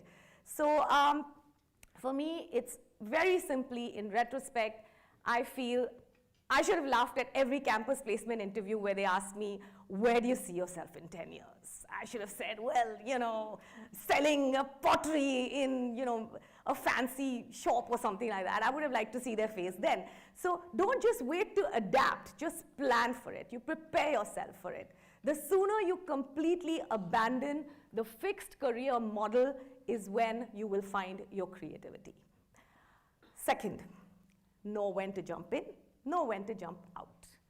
This is a very, very critical thing that I've learned in my life. I have seen that opportunity and chance play a very big role in finding your creative calling, and it's really important to either be up for the challenge or then call it quits when something isn't giving way. Now, let me tell you a very interesting story. Just when I was a new management trainee at J. Walter Thompson, I was slaving away on one Saturday afternoon at my desk where I was joined, where I had joined as a management trainee, when Abhinav Dar, this really cool dude, he was a creative head, he passed my desk and he stopped and he tracked back and he looked again rather weirdly. Apparently the team upstairs was pitching for the Ray-Ban account and the model hadn't showed up. And he said, listen, girl, just help us out, wear this leather jacket, wear these aviators, and sit in for a shot for us. We have to make this pitch by tomorrow. Now, I had zero makeup, I had grunge hair, but I mustered up all my trainee confidence and I gave those really Top Gun cool vibes, okay? And the next thing I know is that they've got the campaign, they've decided to use me as their final model. I went up in fashion magazines and billboards within a week, and other campaigns just followed on their own. You know, right here, this was my very first ad. I had no makeup on my face. I was just sitting on the desk and this is what came up. Now, it's really funny. Had I not summoned my entire being, my entire creative urge that was bubbling to come up for those 10 minutes that I shot this photograph that Saturday morning, I wouldn't be here today. So know when to grab opportunities, but also realize when they aren't leading anywhere. I listened to a very interesting podcast one of these days, last week or something like that, where someone said, if you love it and it's working, Eureka. If you don't love it and it's working, you have a problem. But if you love it and it's not working, then keep doing it only till you love it. Just know when to jump out. So these three things coming together is really, really important. My next learning is you cannot, let me not show you this slide just yet because it's a very interesting story. Now, you cannot ace a performance, and I'm sure Kuldeep here will back me up on that. You cannot ace a performance without preparation. I truly believe that you can be spontaneous only when you work on internalizing your craft and your content so well that it looks easy. Now, whether it's presenting, whether it's acting, giving a little method to the madness is really, really critical. So I was a VJ with MTV for 5 years, where I got to interview and chat up the biggest international bands, the biggest of actors. And yes, we worked on the fly and we got away with a little bit of cute, but trust me, they know when you don't know your stuff. If you are unprepared, your eyes will give you away. Sure, you can wing it once in a while, but only when you are seasoned enough and primed enough at your game that you can wing it that once. I remember just before this big film Lagan released, okay, I was asked to interview Amir Khan, the film's director Ashutosh Gowarikar, and 11 actors who were not media savvy. They weren't particularly articulate. It was the first time they were facing the camera, and I had to interview them all at once in one room, all 13 of them sitting together. I hadn't seen the film. It hadn't released. It was a tough ask for me. But I remember sitting up 2 full nights and 3 full days researching every character, whatever there was on Google or outside. I talked to people. I researched their backgrounds, their real names, memorizing who's comfortable talking in which language. And when that 2-hour shoot finished, it completely changed how all of them looked at me. It was like with renewed respect. I knew I had made a mark, and that interview led me to so many wonderful projects, including this one world tour that I went with these 11 guys all over the world, just performing with them. And it was like the most amazing experience of my life, all because I put in that extra prep, and it really showed results. This is a photograph from one of those stage shows that we did in the US, and it was mad fun. There's a lovely quote by my favorite ever, person in showbiz, Marilyn Monroe, who said, Marilyn Monroe said, "A career is born in public, but talent is always born in privacy." And this rings so true when you relate it to the point I just said, because I'm sure, 100% sure, that everyone who's ever had a creative urge has stood in front of the mirror and rehearsed some dialogue or some song or try to be a pop star once in a while. Let me see hands. How many of you have done that? Kisi ne to kiya hoga. There you go. So everyone has talent which they show to themselves privately, but you need to go out and do it. When I was asked to host Indian Idol, okay, at that time, no one really knows. At that time, nobody really knew what reality shows were all about, how they worked. It was India's first reality show. And at that time, television presenters, on mass entertainment channels, they only worked on like charm and popularity. I'm this Bahu's husband and all of that. I sort of saw an opening there. I was fresh off my MTV wagon, and I used that slumber as an opportunity and spent time during shoot breaks, and I spent time after pack up with the contestants. I heard their personal stories. I ate with them. I took them out for lunch. I built confidence. I built familiarity. I worked really hard with them when the camera was off, so that it completely changed how they responded to me when the camera was switched on. There were no false notes. There was no pretend reality. It was just real emotion, because I was their person. And this really helped me strike out, really sort of claim ownership on the show and, build a connect with the audience, so to speak. And I feel that everyone who works hard has to find a connect with the audience that they've set out. So you have to put in the work to make it look easy. Never avoid the homework. Do the research, the background checks, because preparation is the only thing that's going to bring ownership to your craft.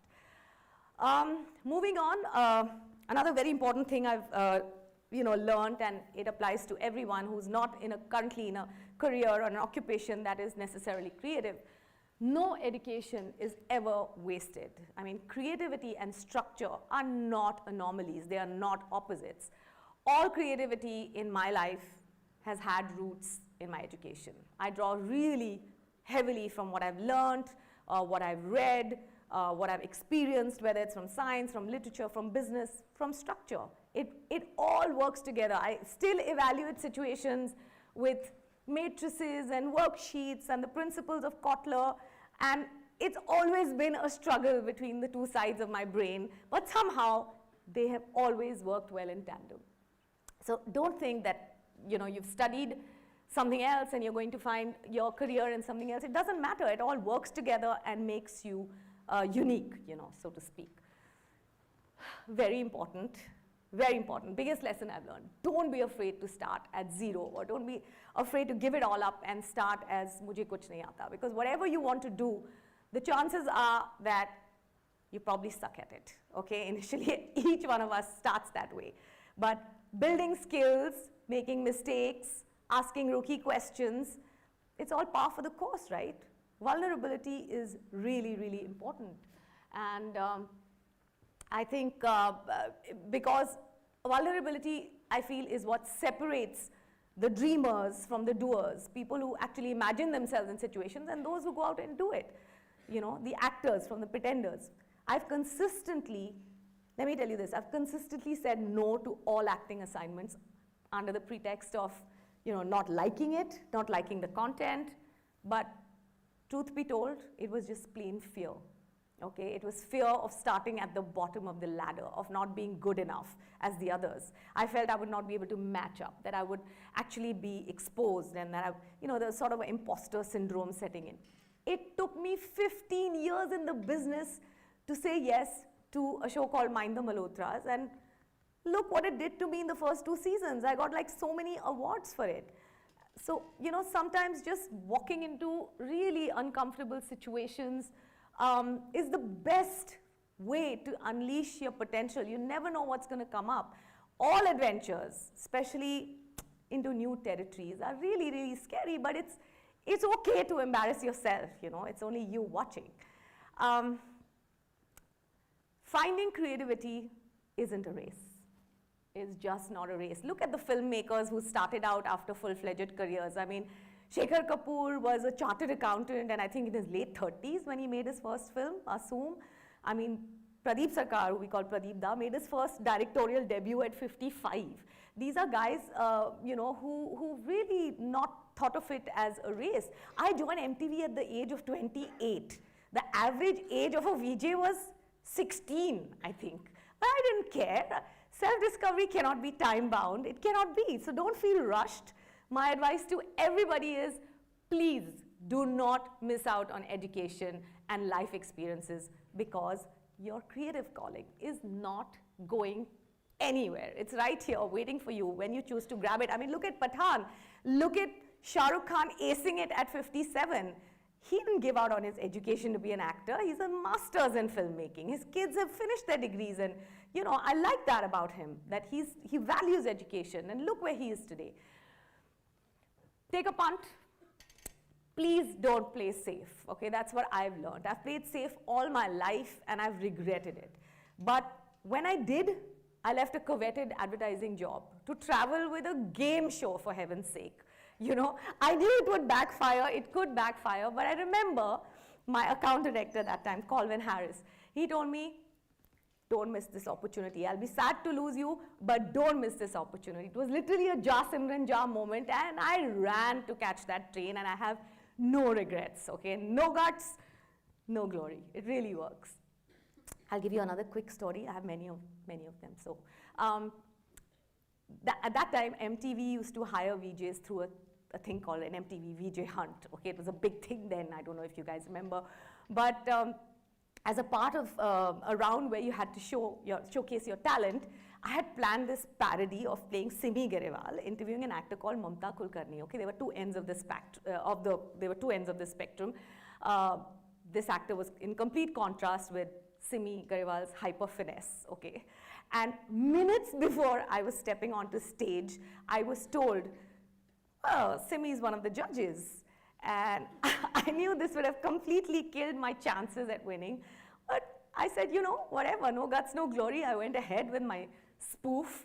And oh my God, I bought the house down because I was like, I'm not winning this. Let me just say it as I can. And she had to be a sport, right? It was public. She was so nice about it. And I won the VJ Hunt. So there you go. You know, you have to put yourself out there and say, jo hoga dekha jayega. And you know, that's how it worked for me. So let me just leave you with a very interesting question. And I'm asking each one of you who are watching, who are sitting here, what would you do if there were no limits? There were no presets. Okay, what is it that you really want to do? Now, if you have the answer to that, you're on your way to finding your calling, any which way. But if not, it's also okay. It's also okay to be master of none. Just finding creativity in the little things that you do, in the jobs that you do, is enough. Because life is too short to be good at just one thing. That's been my mantra for all this while. I produced a show about travel. It's a show about shared experiences between a mother and daughter. It's called Mini Me, because I didn't see a show like that on TV and I wanted to see it. I made a show about food and talking about food memories with film stars. Okay, I just made it myself. I took down a truck, ripped it, created a kitchen out of it, and called all my friends who were film stars and said, come, let's cook, let's talk. The same year, I starred in a comedy series. So I make silly reels, for heaven's sake. I'm writing a film script. I want to direct a film. I want to design a home. I want to be doing all these things. And the reason I don't have a visiting card is because I've never agreed on which job description to put on it. Because do I need to choose what I want to be best at? Maybe not.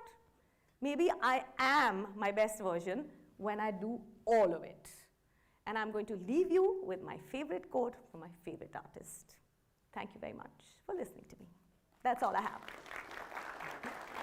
Thank you so much.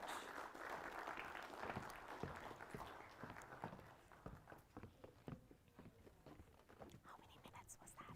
17. Hey. Okay. It's amazing. Felt like 5. Thank you. Humankind cannot gain anything without giving something of equal value. Putting things into perspective, it's often true that the choices we make decide how our life will be, what will be our career choices, and the social circle around us. We hope you're finding these talks interesting and thought-provoking. We would like to thank our sponsors, Amar Ujala, Barbecue Nation, Ixigo, Milk Magic, and Safe Express, without whom this event would not have been possible. It's now time for a short break. Lunch will be provided at first floor IMT mess. We will resume at 2 p.m. sharp. See you soon, and we hope you enjoy your meal.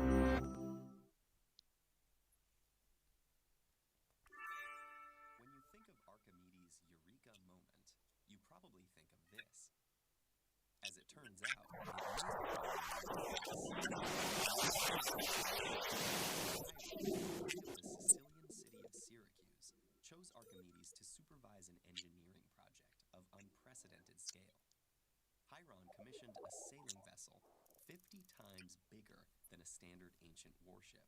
Named the Syracusia after his city, Chiron wanted to construct the largest ship ever, which was destined to be given as a present for Egypt's ruler, Ptolemy. But could a boat the size of a palace possibly float? In hundreds of workmen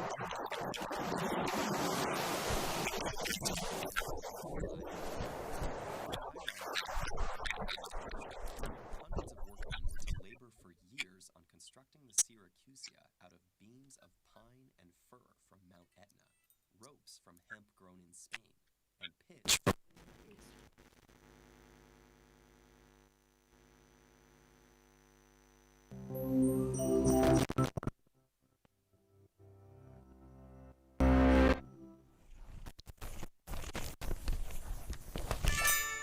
When you think of Archimedes' Eureka moment, you probably think of this. As it turns out, it may have been more like this. In the 3rd century BC, Chiron, king of the Sicilian city of Syracuse, chose Archimedes to supervise an engineering project of unprecedented scale. Chiron commissioned a sailing vessel 50 times bigger than a standard ancient warship. Named the Syracusia after his city, Chiron wanted to construct the largest ship ever, which was destined to be given as a present for Egypt's ruler, Ptolemy. But could a boat the size of a palace possibly float? In Archimedes' day, no one had attempted anything like this. It was like asking, can a mountain fly? King Chiron had a lot riding on that question. Hundreds of workmen were to labor for years on constructing the Syracusia out of beams of pine and fir from Mount Etna, ropes from hemp grown in Spain, and pitch from France. The top deck, on which 8 watchtowers were to stand, was to be supported not by columns, but by vast wooden images of Atlas, holding the world on his shoulders. On the ship's bow, a massive catapult would be able to fire 180-pound stone missiles.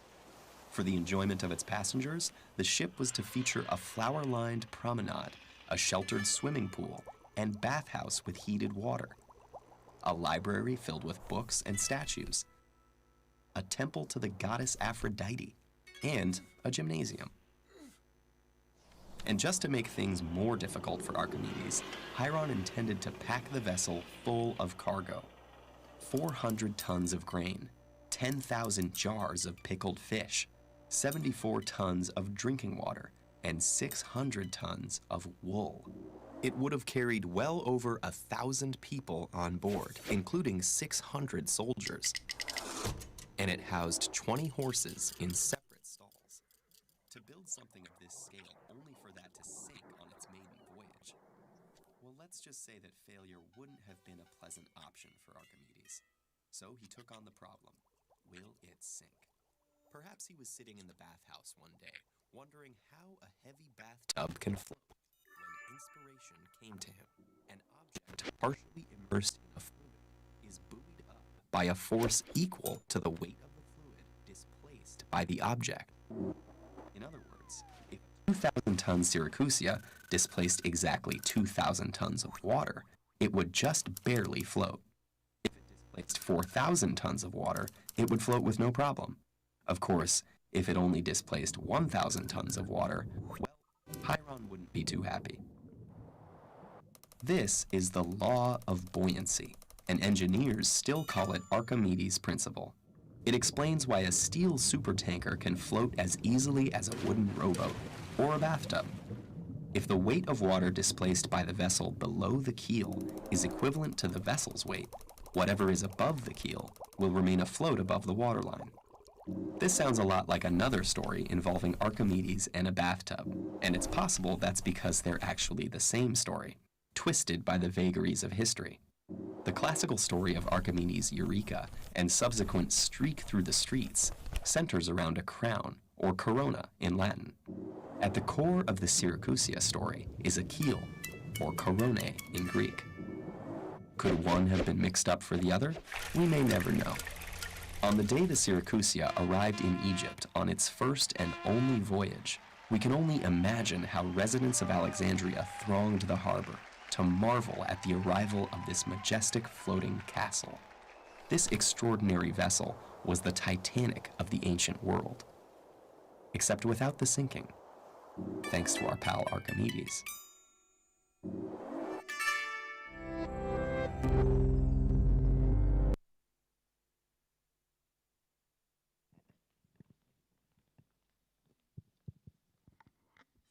Welcome back. We hope you have had some time to think about what you have heard and discuss the ideas you have encountered today. It's now time to introduce our next speaker, Pankaj Bhadoria. Pankaj Bhadoria is an inspiration to all women. After quitting her job as a school teacher, she took part and won the inaugural season of MasterChef India. She then returned to Lucknow to start her own venture, the Pankaj Bhadoria Culinary Academy. She has been felicitated by the former President of India, Sri Ramnath Kovind, with the First Lady's Award. She has authored over 5 books and has hosted over 15 television shows.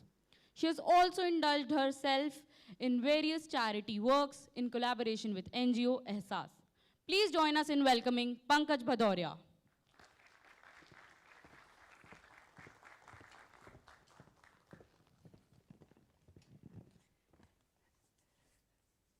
So how many of you have ever taken an examination and been, and you've got this urge to take a purchit for the examination?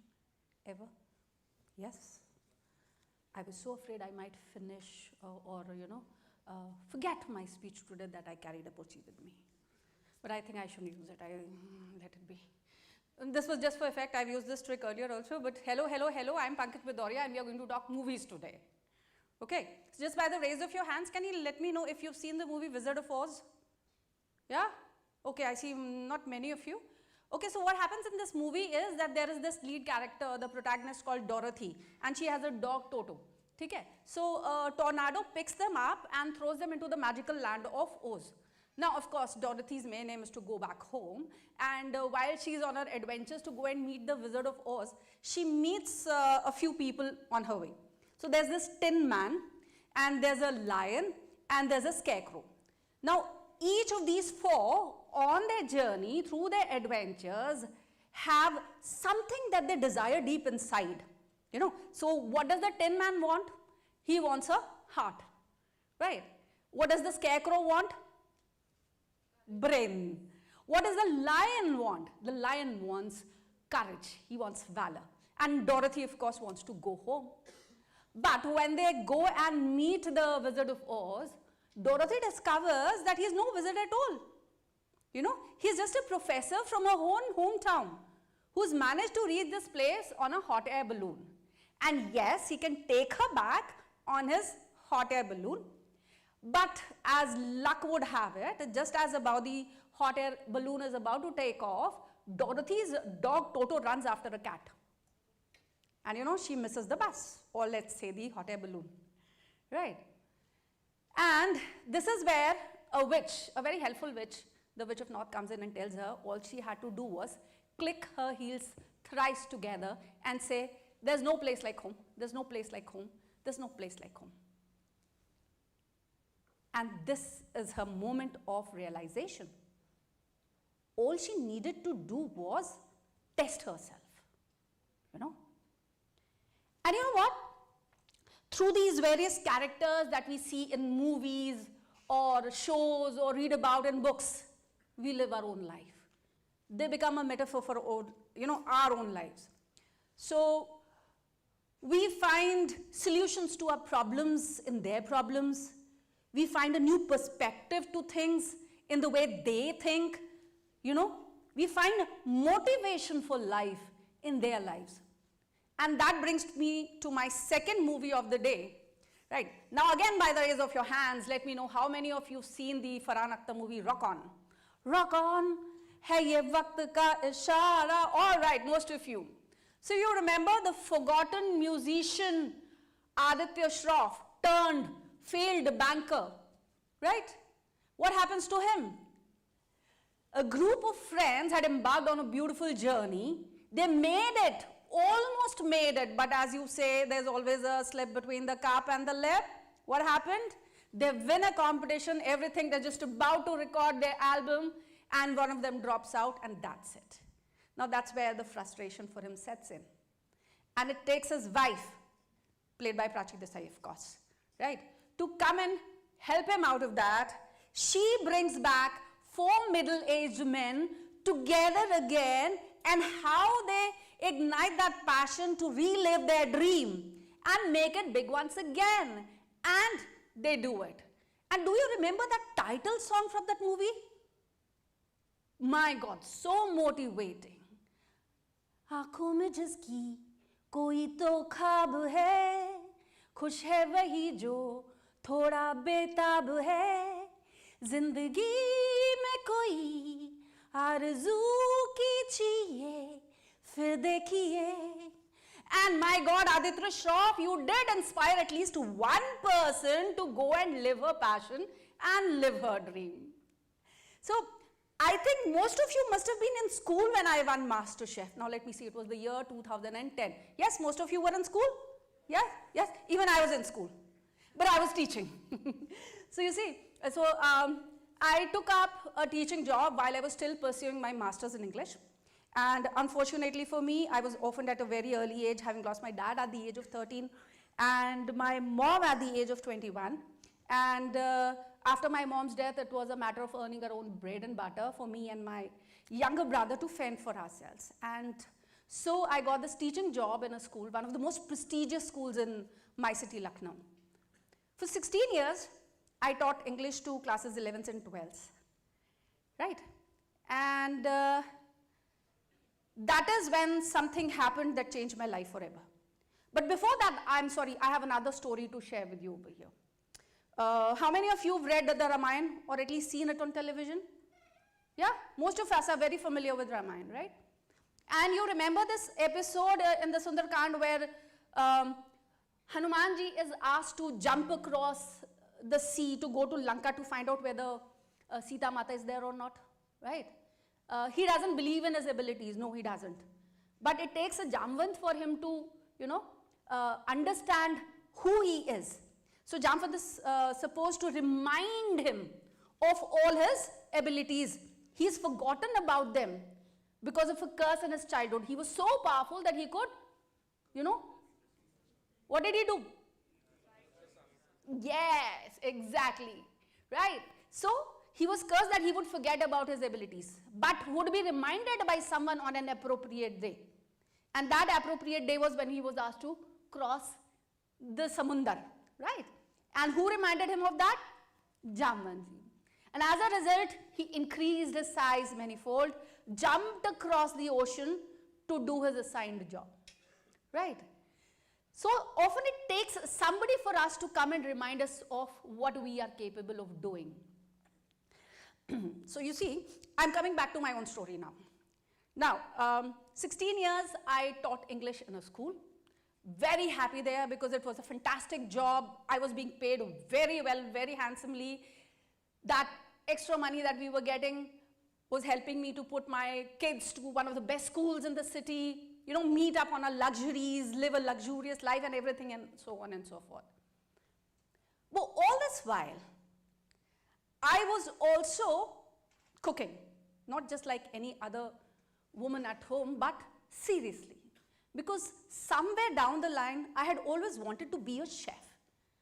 Mind you, I grew up in a very cosmopolitan city, Delhi. But when I was growing up here, and I wanted to join IHM and become a chef, I'd lost my father by that time, and I belonged to a very typical Delhi Punjabi family, It was a case of, my mother told me, Pankaj, what will everybody say? Le, kudi nu hotel ch paata hai. If you understand what I'm trying to say. Now that fear, right, is what kept me away from IHM, and I didn't have the courage to ask my mother if I could actually go and do it, because it was an unheard of career for girls. I'm talking about 1988 at that time. Okay?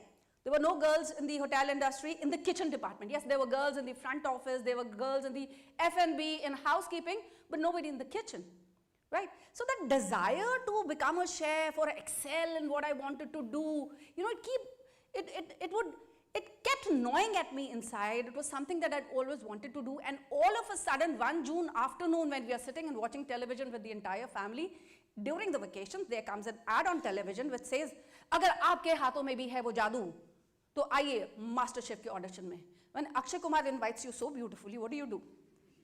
It's not you, it's the kid says, Mama, why don't you go there? You are such an excellent cook, right? Here I was, a housewife, a teacher, a mother, right? And somebody who loves cooking. Cooking was therapeutic for me. It was a stress buster, but it was also a passion. And it was not just a passion, mind you. I was also preparing for I don't know what. I was a voracious reader, and in those days, I did not have access to internet like we do on our phones so very easily these days. So I would go out and buy books, read them, and I knew so much about food that I would feel very happy. It was satisfying an inner urge somewhere, you know. And so when my kids told me, Mama, go, and why don't you also audition? I know every child thinks his mom is the best cook in the world. But, and I thought, oh my God, for the first time in life, there's a reality show on television which is not about singing or dancing or acting talents. It's about cooking, something that I do so well. And so 7:30 a.m. in the morning, I get up, have a bag with my food packed in, and praying fervently that God let the food survive the June heat till my turn comes. So 3 rounds of interviews over 3 days in Lucknow, and I'm invited to Mumbai for the top 100, where I meet the top 100 from the country. Now, out of these top 100, 40 are selected, and yeah, I'm one of them. So good, so far. But now here's the catch. So, if I make it from the top 40 to the top 12, I need to be in Mumbai for 3 months. If not, I go back in 3 days. Now, 3 months, remember, I'm a teacher, teaching 11th and 12th board classes. And that's when I go to my principal and tell her, ma'am, this is the situation, and I've been invited to this show, and I might make it, and in case I do, I need to be there for 3 months. So can you please give me leave for 3 months? So she tells me, Pankaj, you're not going there because you're interested in food, you're going there because you're attracted by the glamour of the television world. And I say, excuse me? You tell an 18-year-old glamour, I'm not a 20-something to be attracted by glamour. I'm a mother of 2 kids. I'm a middle-aged woman. I'm 38. Right? And then she tells me in very strict terms, Pankaj, either you quit the show or you quit your job. Now this was my first and my only job ever. 16 years I had given to that school. 16 years of a lot of love and respect that I had received from my students. I was teaching kids like you, 18 and 19-year-olds, right? And all of a sudden I am told, either you quit the show or you quit your job. I come back heartbroken. I'm sitting and thinking about what to do. And suddenly, my kids come to me and tell me, Mama, kya hua? My husband, my mother-in-law, they say, Pankaj, if you want to do it, you must do it. And I realize if there is something that needs to be done, it has to be done. You must understand, life will give you opportunities only once. Either you need to be brave enough to go open that door for yourself and take that opportunity, or let it go. And then live with that regret all your life. That life gave me this opportunity and I didn't take it. Somehow I couldn't imagine myself living with that regret. So I took a decision which many said was very foolish. Because Pankaj, you're not even a part of the top 12. But so I did quit my job, landed in MasterChef, and the rest, as I say, is history. I was very fortunate to become India's first MasterChef. And that not only got me a lot of recognition for all that I had been doing over the years. It was like a dream coming true for me, of course. So whoever said that things can't take a turn was wrong. You know, if you desire something very deeply with a lot of passion, perseverance, it will come true. Maybe not today, maybe tomorrow, a little later, but yes, Till the time, don't give up. Let it grow inside you. Feed it, please. Let it grow inside you. Have you ever heard of that Hindi saying कि अगर कोई आत्मा अतृप्त, किसी की कोई इच्छा पूर्ण नहीं होती है, तो वो मनुष्य योनि में दोबारा जन्म लेता है. Right? So if you have an unfulfilled desire left, you need to be reborn. Boys and girls, I don't believe in rebirths, and that is why I'm here with you. Thank you so much.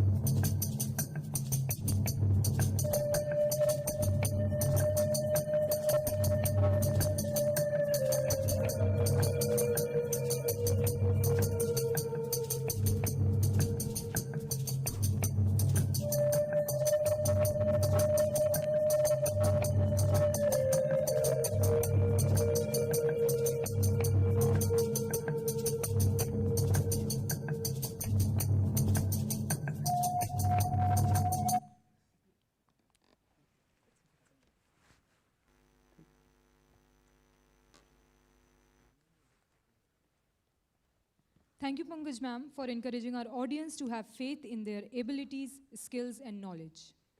Up next, our speaker is Arman Sood. Arman Sood is a co-founder of Sleepy Owl. He has revolutionized the coffee industry in India by bringing the cold brew coffee to the nation that had previously only known the existence of instant coffee.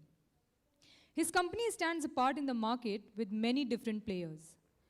Thanks to his attention to the quality of the brew and his focus on customer centricity. Please join me in welcoming Arman Sood.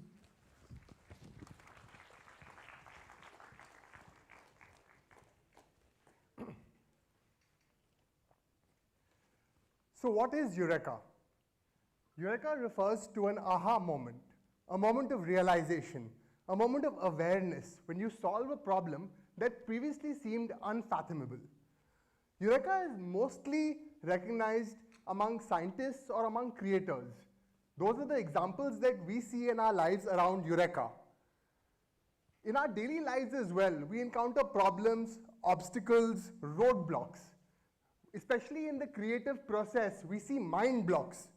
The moment we take a step back, step away from the problem at hand, especially you may have seen examples when people are encouraged to go into a bath, go for a run, step away from the problem. That's when the answers come to you. These moments are referred to as Eureka moments.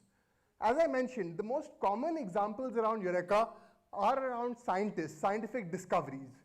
So this is Archimedes, a historical figure who discovered the concept of buoyancy. He was asked by a king to measure the volume of gold in the crown.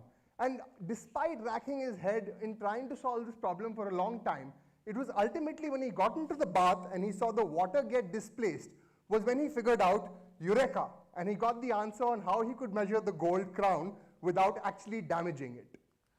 The other example is that of Isaac Newton, a young Isaac Newton. When an apple fell on his head was when he discovered gravity and realized, oh shit, that's how and the reason why the earth doesn't fall to the moon or the earth doesn't crash to the sun. But these are very historical old examples of the word Eureka and Eureka moments in people's lives. I personally believe, and I'll take you through the journey of how a Eureka moment occurs, not just in old historical stories, but examples from around us, and then examples in my life as well. Hi everyone, I'm Arman. I'm the founder of Sleepy Owl Coffee. I'm a lawyer turned entrepreneur.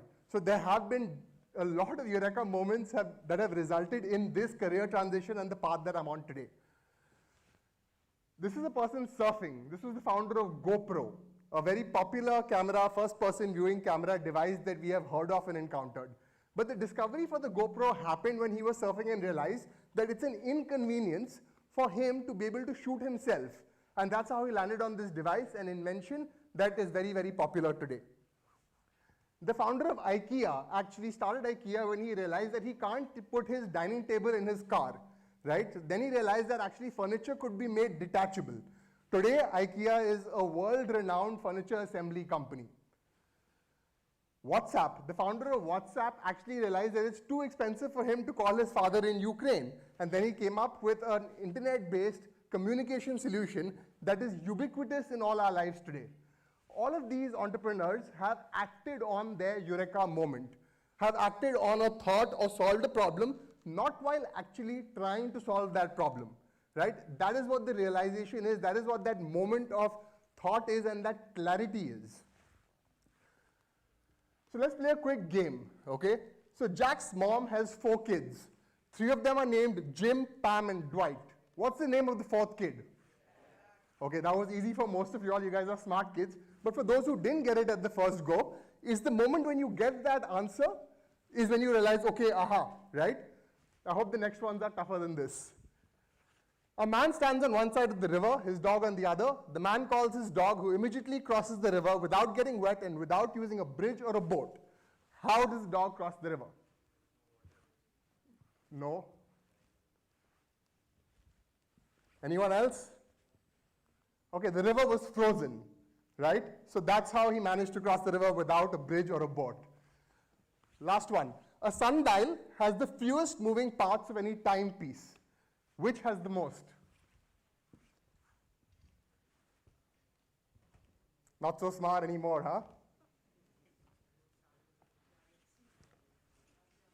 An hourglass. It has thousands of grains of sand, right? So again, the answer may not be obvious in the first go, but once you're told the answer, once you make the discovery, the realization, it seems obvious, right? Eureka moments are moments that are obvious, but in hindsight, right? So when I was growing up, guys, like many of us, I collected things. And one of my obsessions was to collect Pokemon cards as a kid. I had a vast collection of Pokemon cards. Spent a lot of my parents' money getting them to buy me cards. Until one day I had my Eureka moment when I realized that they're worthless to me.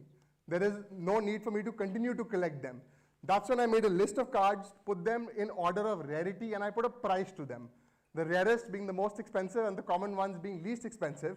I was in the 7th grade and I managed to sell all my cards for a profit to my school friends and mates. Of course, I was caught by the principal and I was given a punishment for this little act of mine.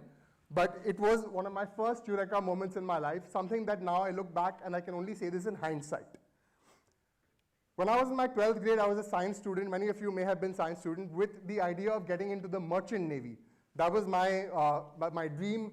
That was what I wanted to do at that point in time. Unfortunately, you need to pass a test, a color blindness test. So how many of you all can spot the number in this? How many of you all can't spot the number in this? Okay, those who can't, you're colorblind, okay? Just like I discovered one fine day, and I still today, I can't see the number in this figure, and I realized I'm colorblind. And that was the end of my dream of getting into the merchant navy, right? But that's when there was an aha moment, not for me, but for my dad, who said, Arman, you love debating, you enjoy speaking. Why don't you become a lawyer? Why don't you enter law school? Why didn't you take that career? See, taking his advice, I did. I entered law school with the hope to become a lawyer. But that's when I met my co-founder and best friend, Ashwajit, who is my business partner even today. And while playing beer pong on a table one day, he said, Arman, why aren't there beer pong tables and bar accessories and party accessories available in the country? At the age of 19, I started my first entrepreneurial venture, a venture called eShack, where we were actually importing and selling beer pong tables in the country. This is in 2012, pre-e-commerce, when things were just beginning to pick up, right? Obviously, by the time I graduated law school, I had no interest in law anymore, and I was convinced that I was meant to be an entrepreneur, and that is what excites me, and that's how I want to spend my life. Both Ashwajit and I were actually sitting at a Starbucks week on week thinking of ideas about what we can do and what will our next business be, right? One fine day, while thinking of ideas in food and beverage broadly, while sipping a cup of coffee, we discovered that there's a concept called cold brew, which is a method of brewing coffee in cold water, unlike how it's traditionally brewed in hot water. Again, this is information that was available in the world. There were people who knew about it, but for us, it was a realization, a moment of awareness that this was not done in India, not introduced, and that's how we entered the journey 6 years ago to start our business and our entrepreneurial venture. We introduced India's first cold brew, and thankfully, I'm here today, able to talk about my journey. Now you may ask, going from Pokemon cards to a coffee business, life is full of Eureka moments. Life is full of moments of realizations and ahas. We all go through it, right? It's not just scientists or people in the creative process. It is all of us in our lives who have these moments. You have them too, a lot of them, every single one of you. But it's about finding these opportunities, actually harnessing it, and acting on it, right? Your Eureka moments may have already happened for you, just like for me. When I was selling those Pokemon cards, I didn't know that I'm meant for a journey in entrepreneurship. When I was in law school with my co-founder, the word entrepreneurship wasn't even in my dictionary. It was introduced to me, right? But today when I look back, I can connect the dots. I can figure out why certain things happened the way they did. So my only request and advice to all of you is be earnest in observing what's going on around you. Be earnest in thinking about the Eureka moments and the realizations that you have. Keep them, keep notes, and at the right time, act on these, and your journey will be not what you imagined it to be. All the best. Thank you.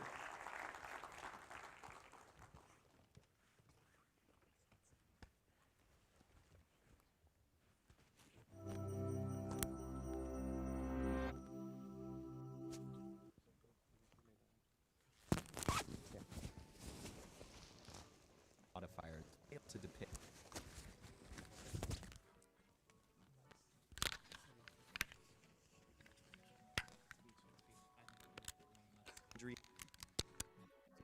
located although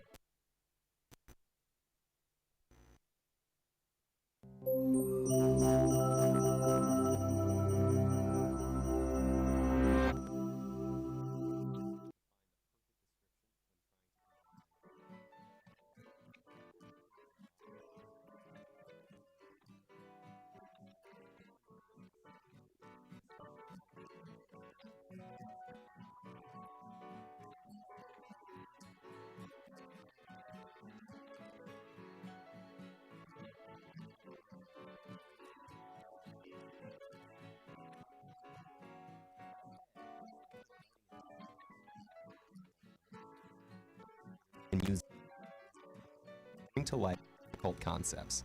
Just as a written metaphor is a description that relates one object to another, a visual metaphor uses imagery to suggest a particular association or point of similarity.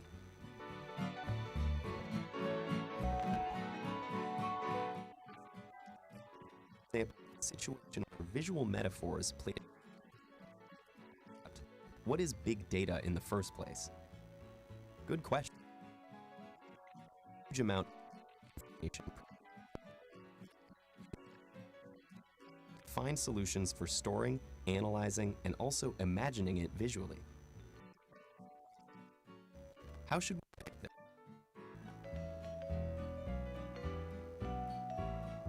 Let's take a look at our big data script. Smaller. Branch out into bigger networks to produce data, then even bigger networks and production of even more data. You see where we're going with this? An object growing and branching out in many directions and producing something as a result? Does that remind you of something?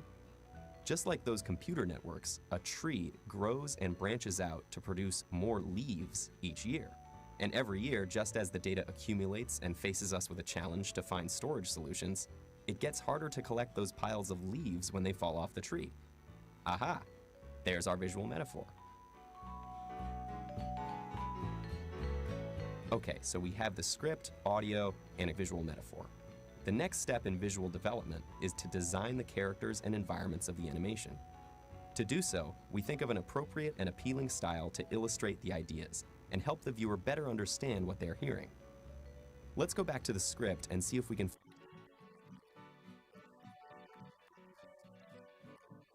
now, this will allow us to refer to artwork from that.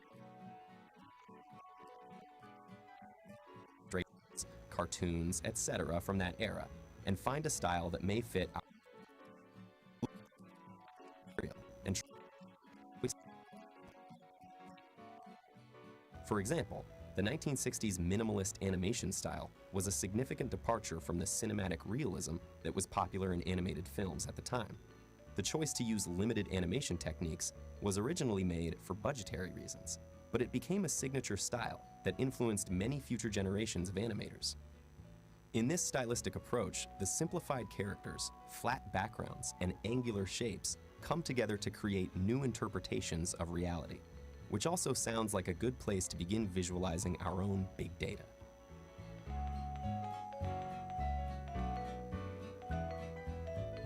Well, let's try an experiment. In the 1980s, islands of similar networks speaking different dialects sprung up all over Europe and the States, making remote access possible but tortuous. Is this better? In the 1980s, islands of similar networks speaking different dialects sprung up all over Europe and the States, making remote access possible but tortuous. To make it easy for our physicists across the world to access the ever-expanding big data stored at CERN without traveling, the networks needed to be talking with the same language. As you probably observed, graphic representations are a great way to capture the interest of your audience. By depicting what you want to present and explain with strong, memorable visuals, you can communicate your idea more effectively. So now, challenge yourself. Think of an abstract concept that cannot be explained with simple words. Go ahead and try your hand at visually developing that idea.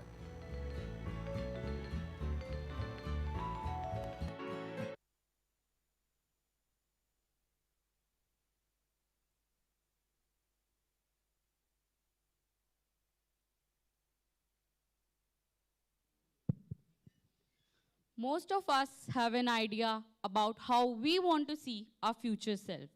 Mr. Sood's story of letting go of the past is something that we all did to be where we are today. Our next speaker is Mukesh Chhabra. He is a film director and a casting director. Mukesh Chhabra has directed movies like Dil Bechara and has done castings for Anurag Kashyap's Gangs of Wasipur, Abhishek Kapoor's Sky Poche, and many more. He has also spent over 7 years teaching theatre at Theatre in Education Company, affiliated by National School of Drama. Please join us in welcoming Mukesh Chhabra.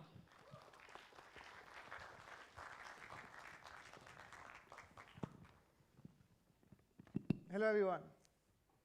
Hi. So as you already mentioned, my name is Mukesh Chhabra. Rash, you can Google because I don't want to talk about my struggle. I'll talk about my journey is better. People keep asking me how did I started, because I should tell you that how I started, because Bombay, when I moved to Bombay, actually I was figuring out should I get into acting or should I get into direction, where should I go. So I had actually no job. I had nothing in hand. So मुझे लगा कि कुछ ऐसा करना चाहिए जिससे लोग मुझे अलग तरीके से देखें. So I started assisting a lot of filmmaker because I am from Delhi. I've done a lot of theatre. I was part of NSD and Shriram Center. So I've done a lot of theatre. So I knew a lot of actors. So all the filmmaker, I was assisting Vishal Bhardwaj, Rakesh Om Prakash Mehra in Rang De Basanti, Dibakar. A lot of people I was meeting. So ठीक है, okay, जैसा चलो ठीक है, join मेरा assistant director.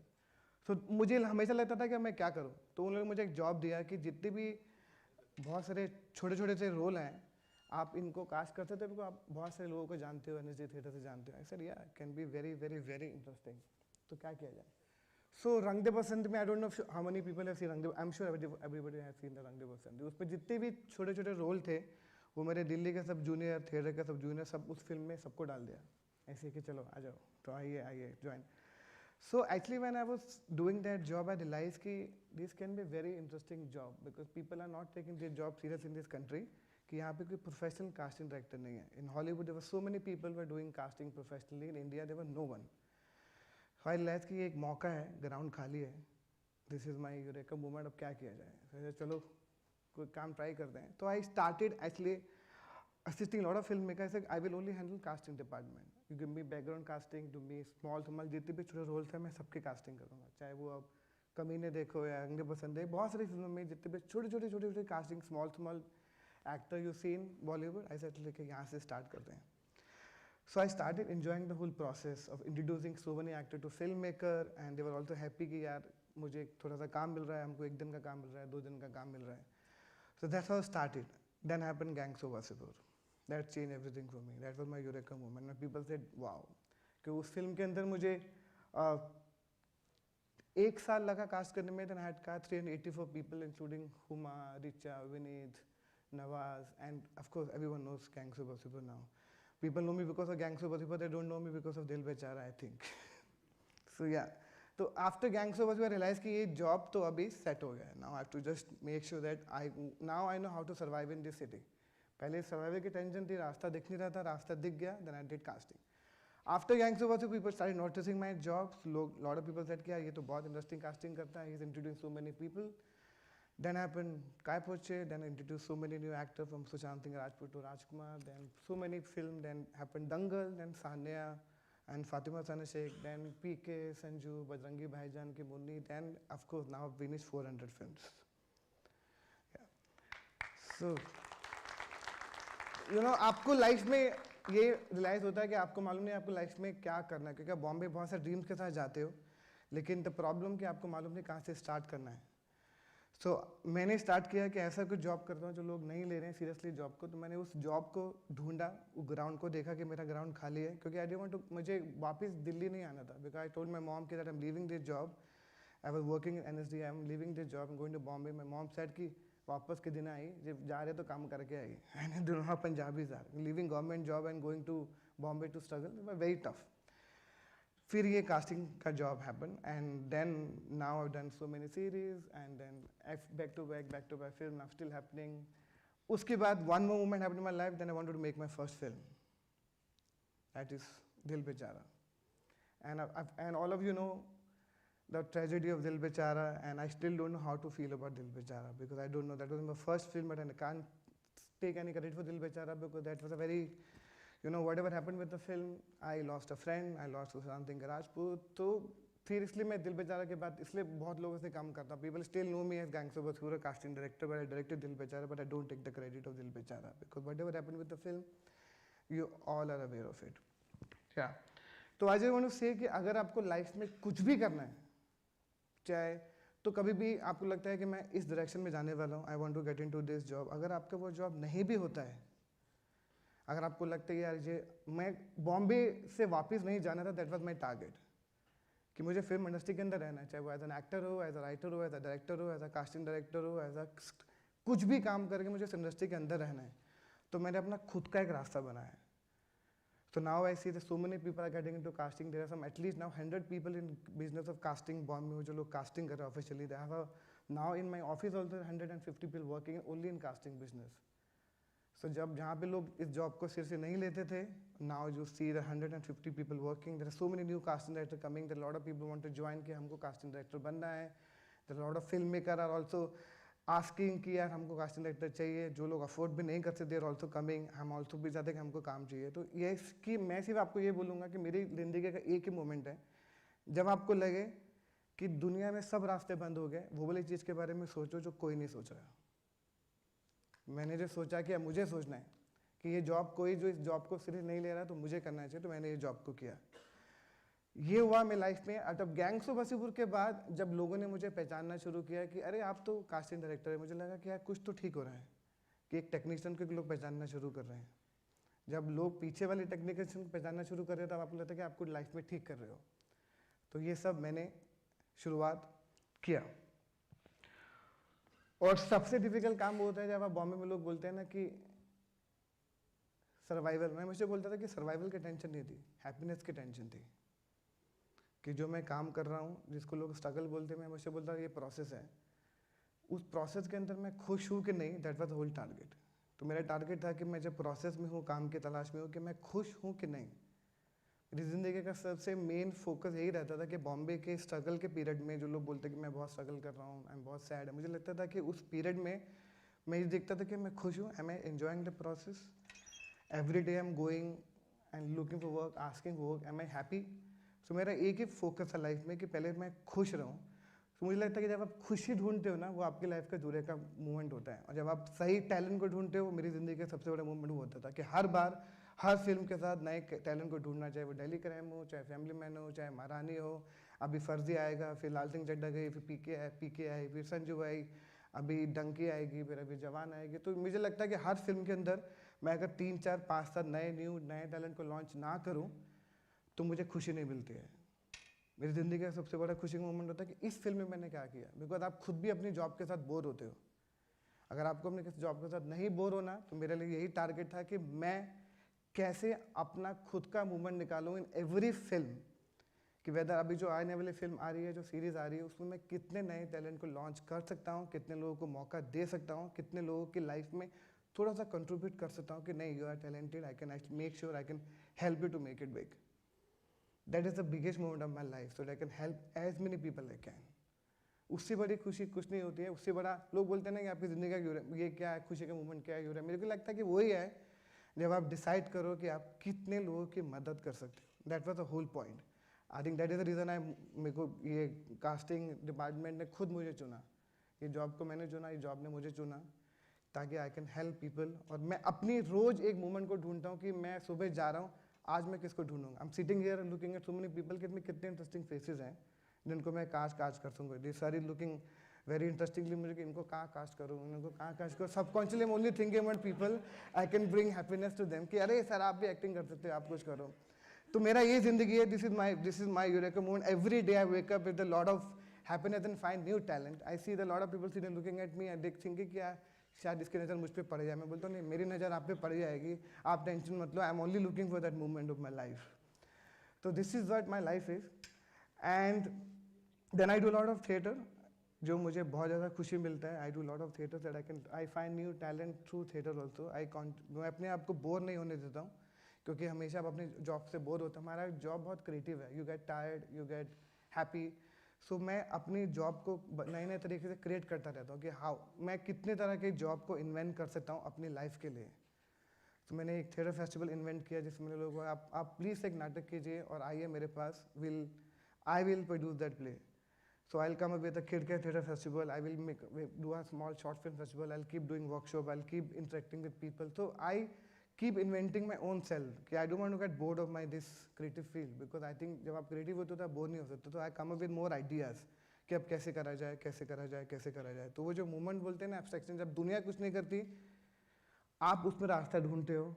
The most of the youngsters keep asking me when Bombay, when I meet them, sir, I don't have any work. I'm very low. I said कि find a way.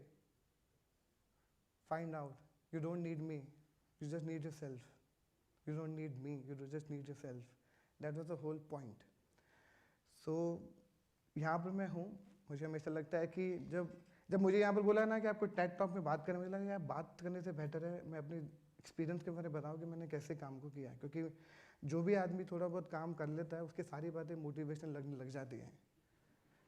I always say कि सबकी बातें motive, क्योंकि आप सबका struggle same होता है, सबकी जर्नी सेम होती है. Just because I am a little popular, maybe little popular than few of you, तो मुझे मेरी स्टोरी बहुत इंटरेस्टिंग लगेगी. But I trust me, every one story is the same. हम लोग सब काम की तलाश में गए थे, बट मैंने ये किया कि मैंने वो शहर को छोड़ा नहीं. मैंने वो शहर को छोड़ा नहीं. ऐसा चाहिए शहर में रहना है, कुछ ना कुछ करके शहर में टिकना है. जब कास्टिंग कोई नहीं कर रहा था तो मैं टिक गया. अब ये हो गया कि so many people want to get into this job. तो same way if you ever want to get into something and if you feeling low, please think twice and find another way. Sit at home, first smile कि यार कुछ नहीं हो रहा, actor नहीं बन रहा ना, कोई बात नहीं. I am happy people say you are a failed actor. I am very happy, but I am very successful casting director. And I'm very happy people who are good actor and they're genuinely trying, they're at it. I really want to help them कि please यार मैं नहीं कर पाया, तुम please try your hard because I'm with you, I can help you out. When we were struggling, there was no casting director. Thank God you have me. So that's the whole point. तो अब यही है जो मुझे लगता है कि आप लोग सबको हमेशा ध्यान में रखना चाहिए कि अगर आपकी ज़िंदगी में कभी भी ऐसा मोमेंट आए जब आपको लगे कि सब रास्ते बंद हो गए हैं, sit at home, take a paper and pencil and write your own ideas कि मैं यहाँ से कहाँ जा सकता हूँ, यहाँ से मैं क्या नई चीज़ कर सकता हूँ, क्या नई चीज़ को डेवलप कर सकता हूँ, यहाँ से मैं आगे कहाँ पर जाऊँ. That's the whole point of creative field or any profession, wherever you are, just find कि यहाँ से मैं कहाँ जाऊँ. आज मैं यहाँ पर हूँ, I am thinking from tomorrow मैं ऐसा इंटरेस्टिंग क्या करूँ कि कास्टिंग को और इंटरेस्टिंग बनाया जाए. तो I opened more offices. I opened office in Chandigarh, Lucknow, Bhopal, now in Delhi. So धीरे धीरे I'm also want to open more offices, do more workshops. I keep coming with a lot of more ideas. The most of the youngsters are spending lot of time on social media. Actually, they only looking at social media video. They're not following anything. तो जब आप इन चीज़ों को follow करना शुरू कर दोगे खुद के साथ, I think you come with more ideas. That's the whole point of any talk or any conversation I wanted to say to you. Thank you.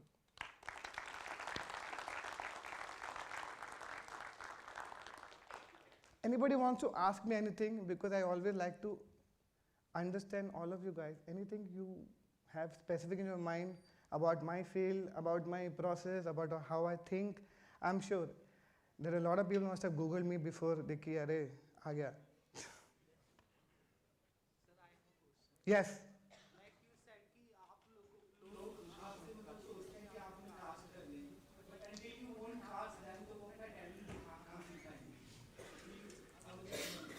क्योंकि आप हमेशा बोलते हो कि अपने काम की तरफ ध्यान रखते रहो, अपना क्राफ्ट को इम्प्रूव करते रहो. कास्ट करना तो हमारा काम है ना. जब मेरे पे कोई स्क्रिप्ट आएगी, कोई स्टोरी आएगी, क्योंकि मैं I am working with the director and working with the producer. मेरी स्टोरी के अंदर जो कैरेक्टर है, मैं कैरेक्टर ढूंढ रहा हूँ और आप एक्टर नहीं ढूंढ रहा हूँ. जो मेरी स्क्रिप्ट के अंदर है, जो दंगल के अंदर थे मैं उनको ढूंढ रहा हूँ, जो काय पोचे में थे मैं उनको ढूंढ रहा हूँ, जो अभी बजरंगी भाईजान मैं उनको ढूंढ रहा हूँ. मैं कैरेक्टर्स को ढूंढ रहा हूँ. तो जब आपके लिए होगा आपके पास ही आएगा और कोई ले जा नहीं सकता. हमारी प्रॉब्लम ये है कि हम तो दूसरे से कम्पिटिट बहुत करने लग जाते हैं. हमारी specially in this field of actor वे पीपल ओनली आस्किंग कि sir I am also 25, he is also 25, but why he is getting a role, I am not getting a role. There are different personality, different behaviour, different culture, different languages, different social status. तो उसको देख के आप casting करते हो. That's the whole point. जब आपके लिए होगा, you have to keep working hard, keep doing theatre and don't lose your happiness. क्योंकि बहुत से लोग क्या करते हैं, वो भूल जाते हैं and they feel sad, they feel low for looking for work and they're very depressed. So I just don't want any of you to ever feel low. Yes. Yes, anyone else? Ji.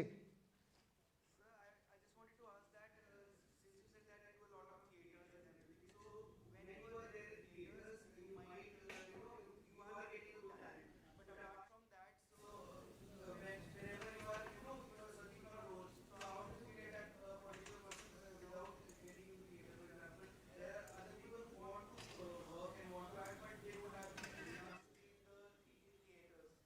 So there are a lot of actors we have seen who come not from theaters, but they are very normal people. क्योंकि I never said कि we only find talent through theatre. हम लोग तो कहीं जगह से भी talent मिल सकता है ना. क्योंकि आई ऑलवेज बिलीव कि Hindustan is full of talented people. In every corner there are people are singing, dancing and acting. Even you ask your mother and father, they're still acting at home with each other. कैसे हो, नाराज हो गए, they're still acting every day, people are acting. I think हम theatre इसलिए करते हैं to improve your craft. पर ऐसा नहीं है कि बहुत सारे बच्चे जो फिल्मों में काम करते हैं उन्होंने कुछ थिएटर नहीं किया होता है. आपके अंदर नेचुरल इंस्टिंक्ट होता है, अगर वो इंस्टिंग है तो you can definitely make it. ज़रूरी नहीं है कि आपको किसी प्रोफेशनल इंस्टीट्यूट में जाना पड़ेगा, कि FTA में जाना पड़ेगा, या NST में जाना पड़ेगा, श्रीराम में या BNA में. ज़रूरी नहीं है कि आप किसी प्रॉपर इंस्टीट्यूट से जाओ. मनोज वाजपेयी किसी इंस्टीट्यूट से नहीं है, and look at where he is today. So it's not important कि आप किसी इंस्टीट्यूट से जाओ, बस आपको सही जगह पता होना चाहिए कहाँ पर काम हो रहा है. आप उस जगह पे पहुँच जाइए जहाँ पर अपना टैलेंट प्रूव कर देंगे, क्योंकि जब आपको मालूम ही नहीं होता कि आप कहाँ जाना है तभी प्रॉब्लम होती है. पहले आपको पता होना चाहिए काम कहाँ पर हो रहा है. तो आपकी research about your own field, कहाँ पे काम हो रहा है, वो बहुत इंपॉर्टेंट है. Also part of your job. Yes, I think I have only 3 minutes left ना. या I can see your face. पूछ लीजिए.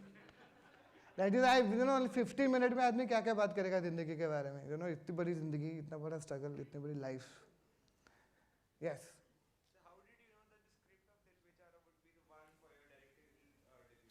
Yeah, actually, very interesting, because I work with a lot of filmmakers from Anurag Kashyap, Imtiaz Ali, Raju Rani, Vishal Bhadwa, Raj NDK, with every top director of this country.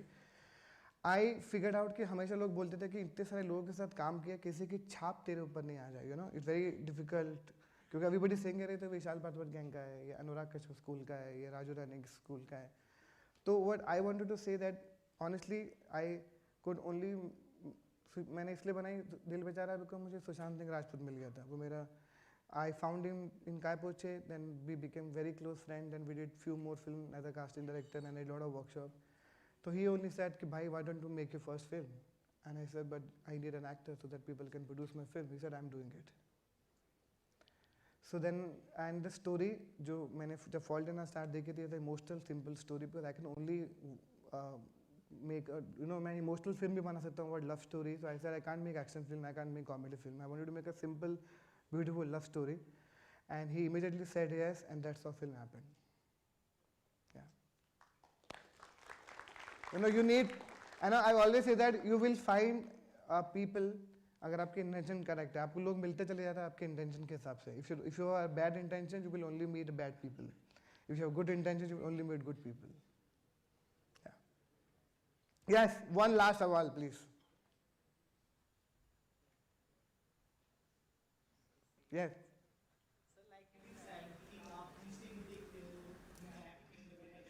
तुझे अपनी acting दिखाने stage पे आ जा भाई तेरे. Yeah. Okay guys, so thank you so much. I just want to say कि please अपनी job के साथ कभी भी ये मत सोचना कि मेरा कुछ हो नहीं रहा है. Please don't get bored of your own job. Find more ideas.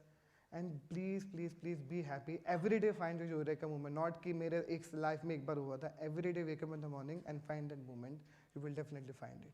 Thank you so much.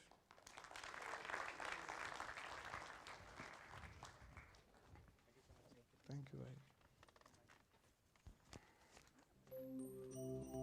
पूरा कनेक्ट हो गया.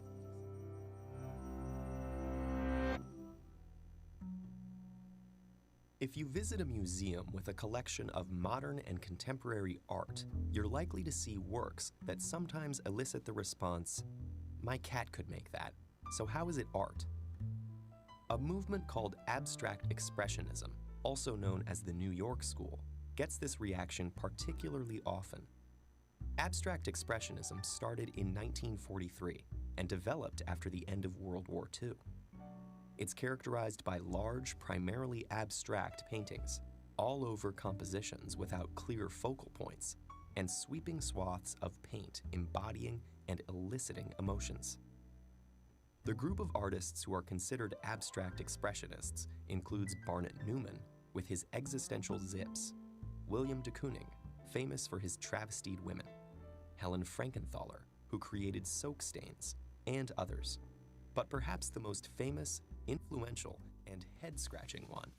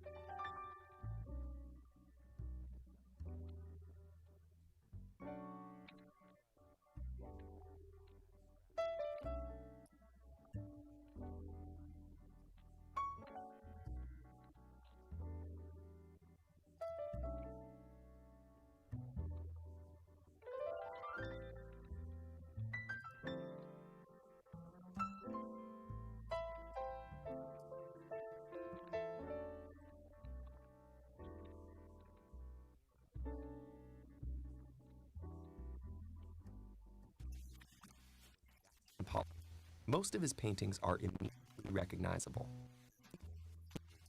Of lines of paint bouncing around in every direction on the canvas.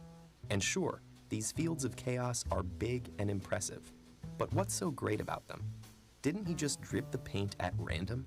Can't anyone do that? Well, yeah. While Pollock implemented a technique anyone is technically capable of, regardless of artistic training, only he could have made his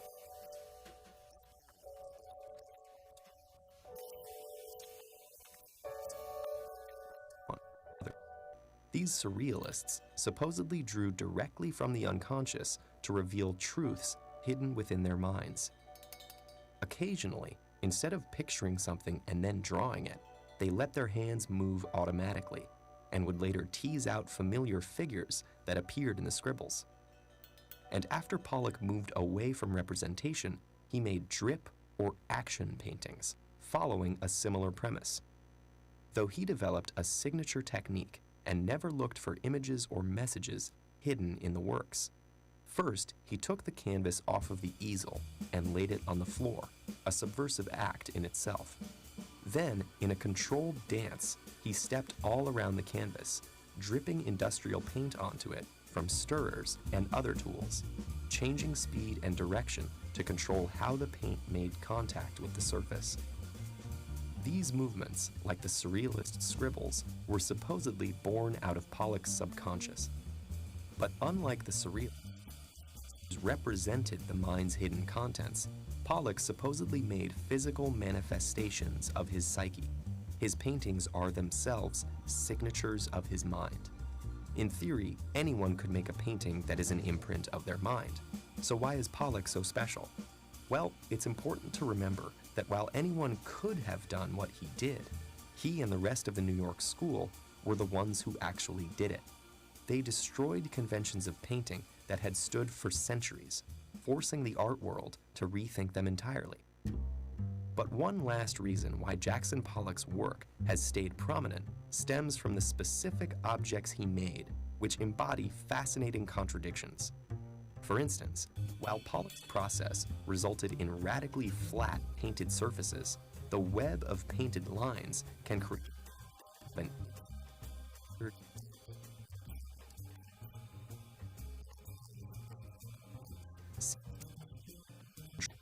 but it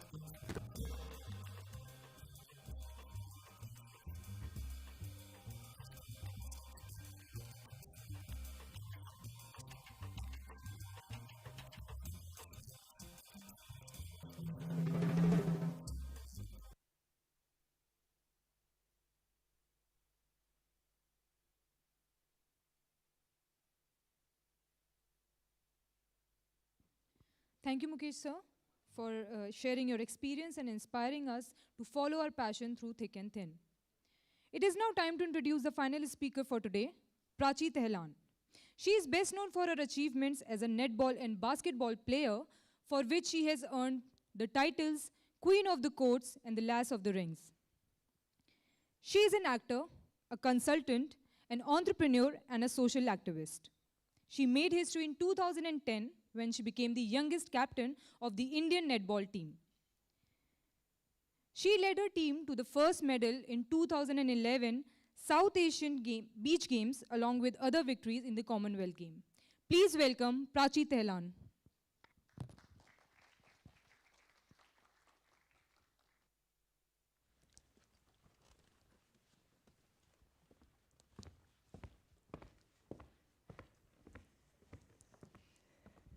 Hello, everyone.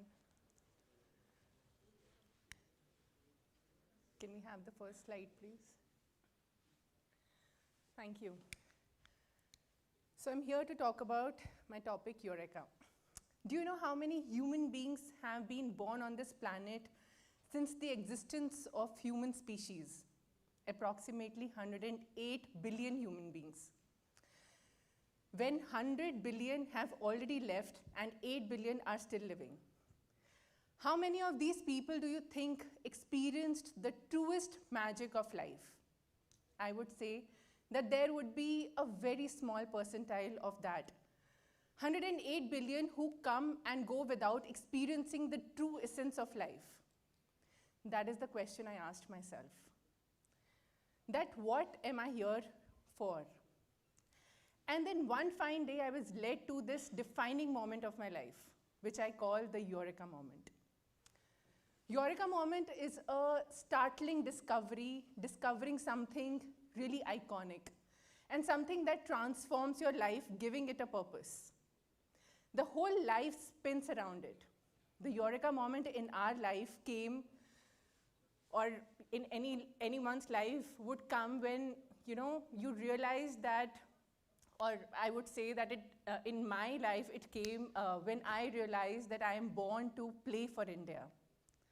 That I want to wear the tricolors on my chest, wearing a Team India jersey and singing my national anthem, representing my country in sports at international level. That was my Eureka moment. I was around 11 years old, and at that time, nobody in my family was an athlete. There was nobody to guide me. There wasn't anything in my immediate environment to suggest that I would get into sports. But there were a few factors that led me to that epiphany, to that Eureka moment in my life. And today, I want to share with you what those factors were.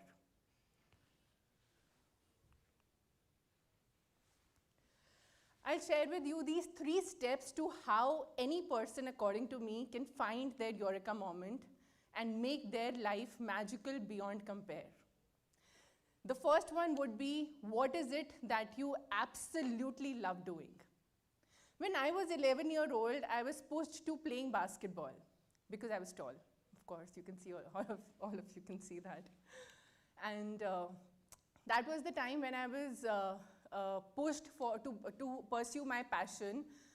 And that was the time when I thought that that is something I really want to pick up. When that push became a passion, was just a matter of time. I realized that I enjoy playing basketball, and it became my first love. And I wanted to aspire a career in sports at the highest level. That is something I thought about when I was just 11-year-old. So I looked at myself.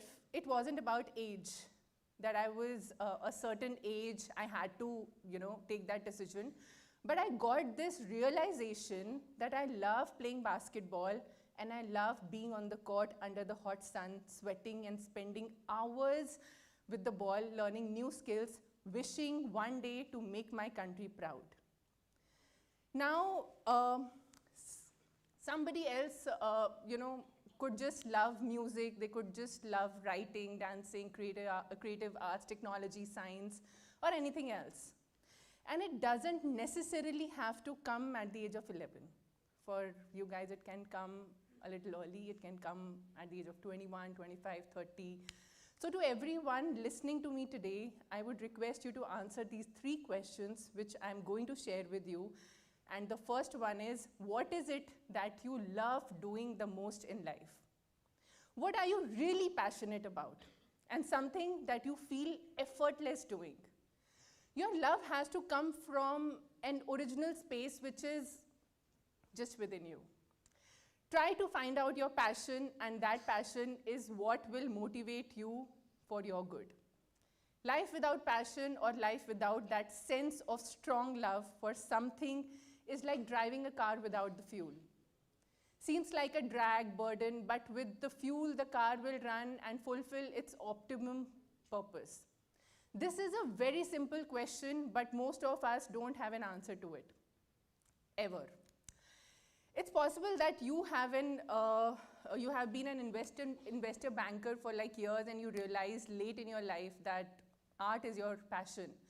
So what matters is your realization, your Eureka moment in this lifetime. I request you to answer this question, what you would love doing the most.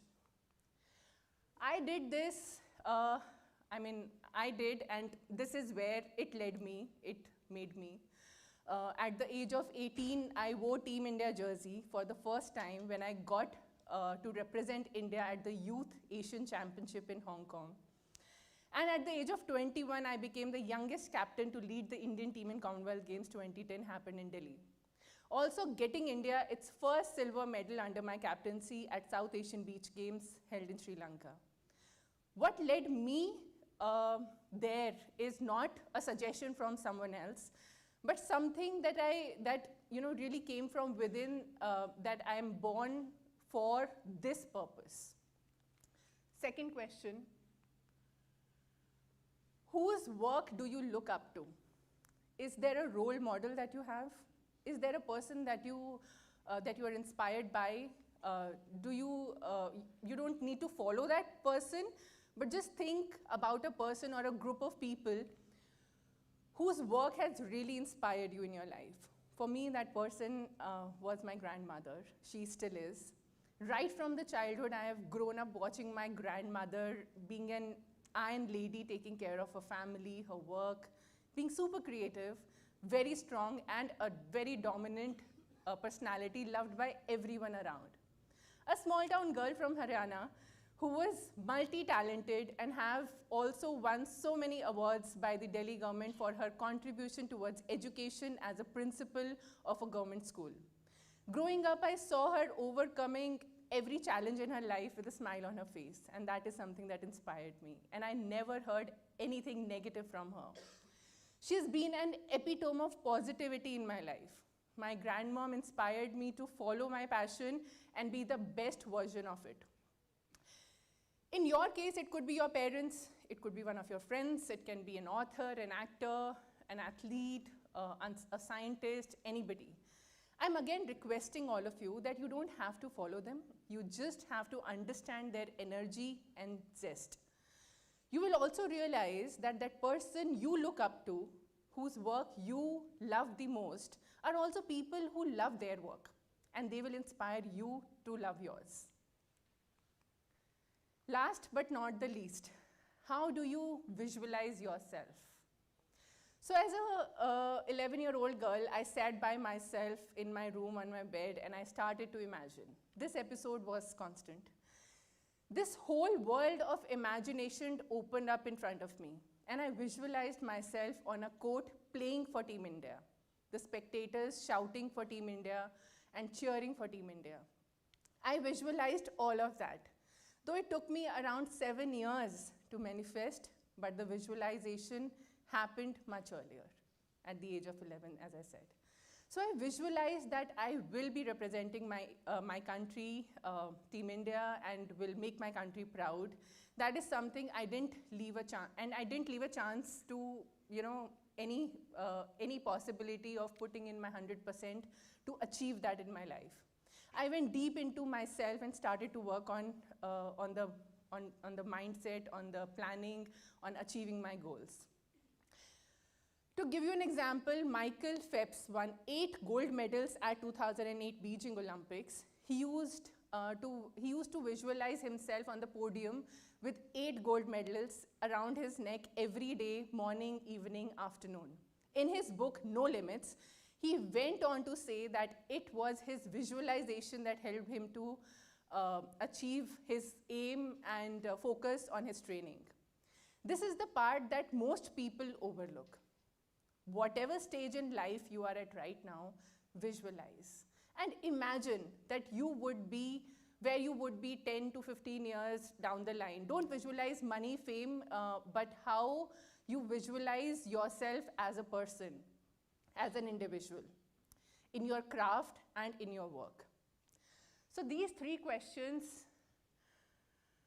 if you're able to answer clearly and honestly, then trust me, it will lead you to your Eureka moment. Ask yourself, what is it that I'm born to do? What is it that is my sole purpose in life? What is it that you really enjoy doing? So today I'm standing in front of you as a live example, an imagination that I manifested, only if we follow our passion in life. There is a voice in each of us that is telling us, why are we here? And is that leading us to the magic of life? Most people don't really listen to that voice and ignore it. I chose to listen it, and I can today proudly say that Eureka moment of my life is the happiest experience I have ever had in my life. which has shaped me today for being an individual I am. I wish that each one of you watching this, that you be led to your Eureka moment very soon in your life. It's time for you to find it. And here,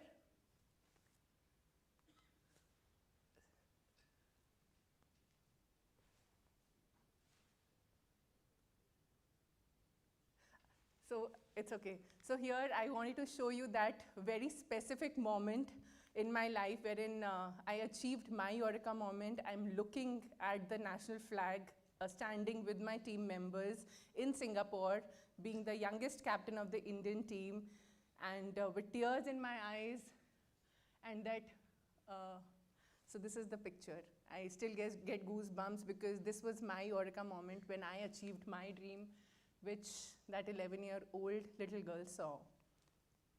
So from passion to profession is something you should always aspire so that your work doesn't seem like work, and you should, you're just always enjoying whatever you're doing in your life.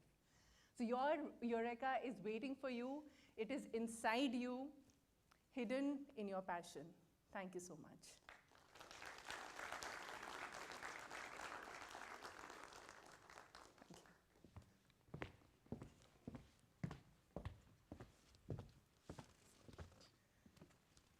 बंद क्यों हुआ था?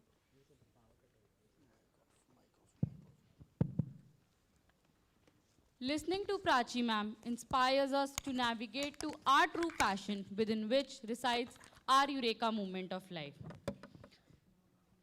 This journey finally comes to an end. We hope you have had a memorable, enjoyable, meaningful, and worthwhile experience.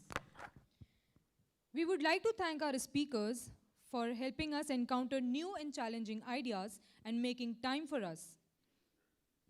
We would like to thank you for taking out time and being such a wonderful audience.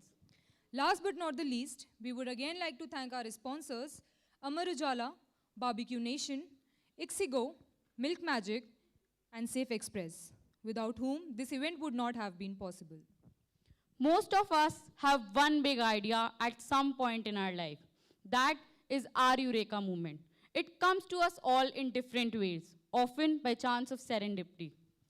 We will leave you with this thought. This is Team IMT Ghaziabad, signing off until next time. We hope you have a very good evening, and thank you once again for joining us.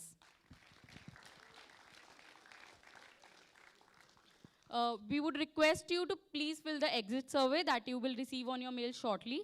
Collect your goodie bags on your way out, and also receive your Sleepy Owl coffee coupons and grab your free cup of coffee downstairs. Thank you.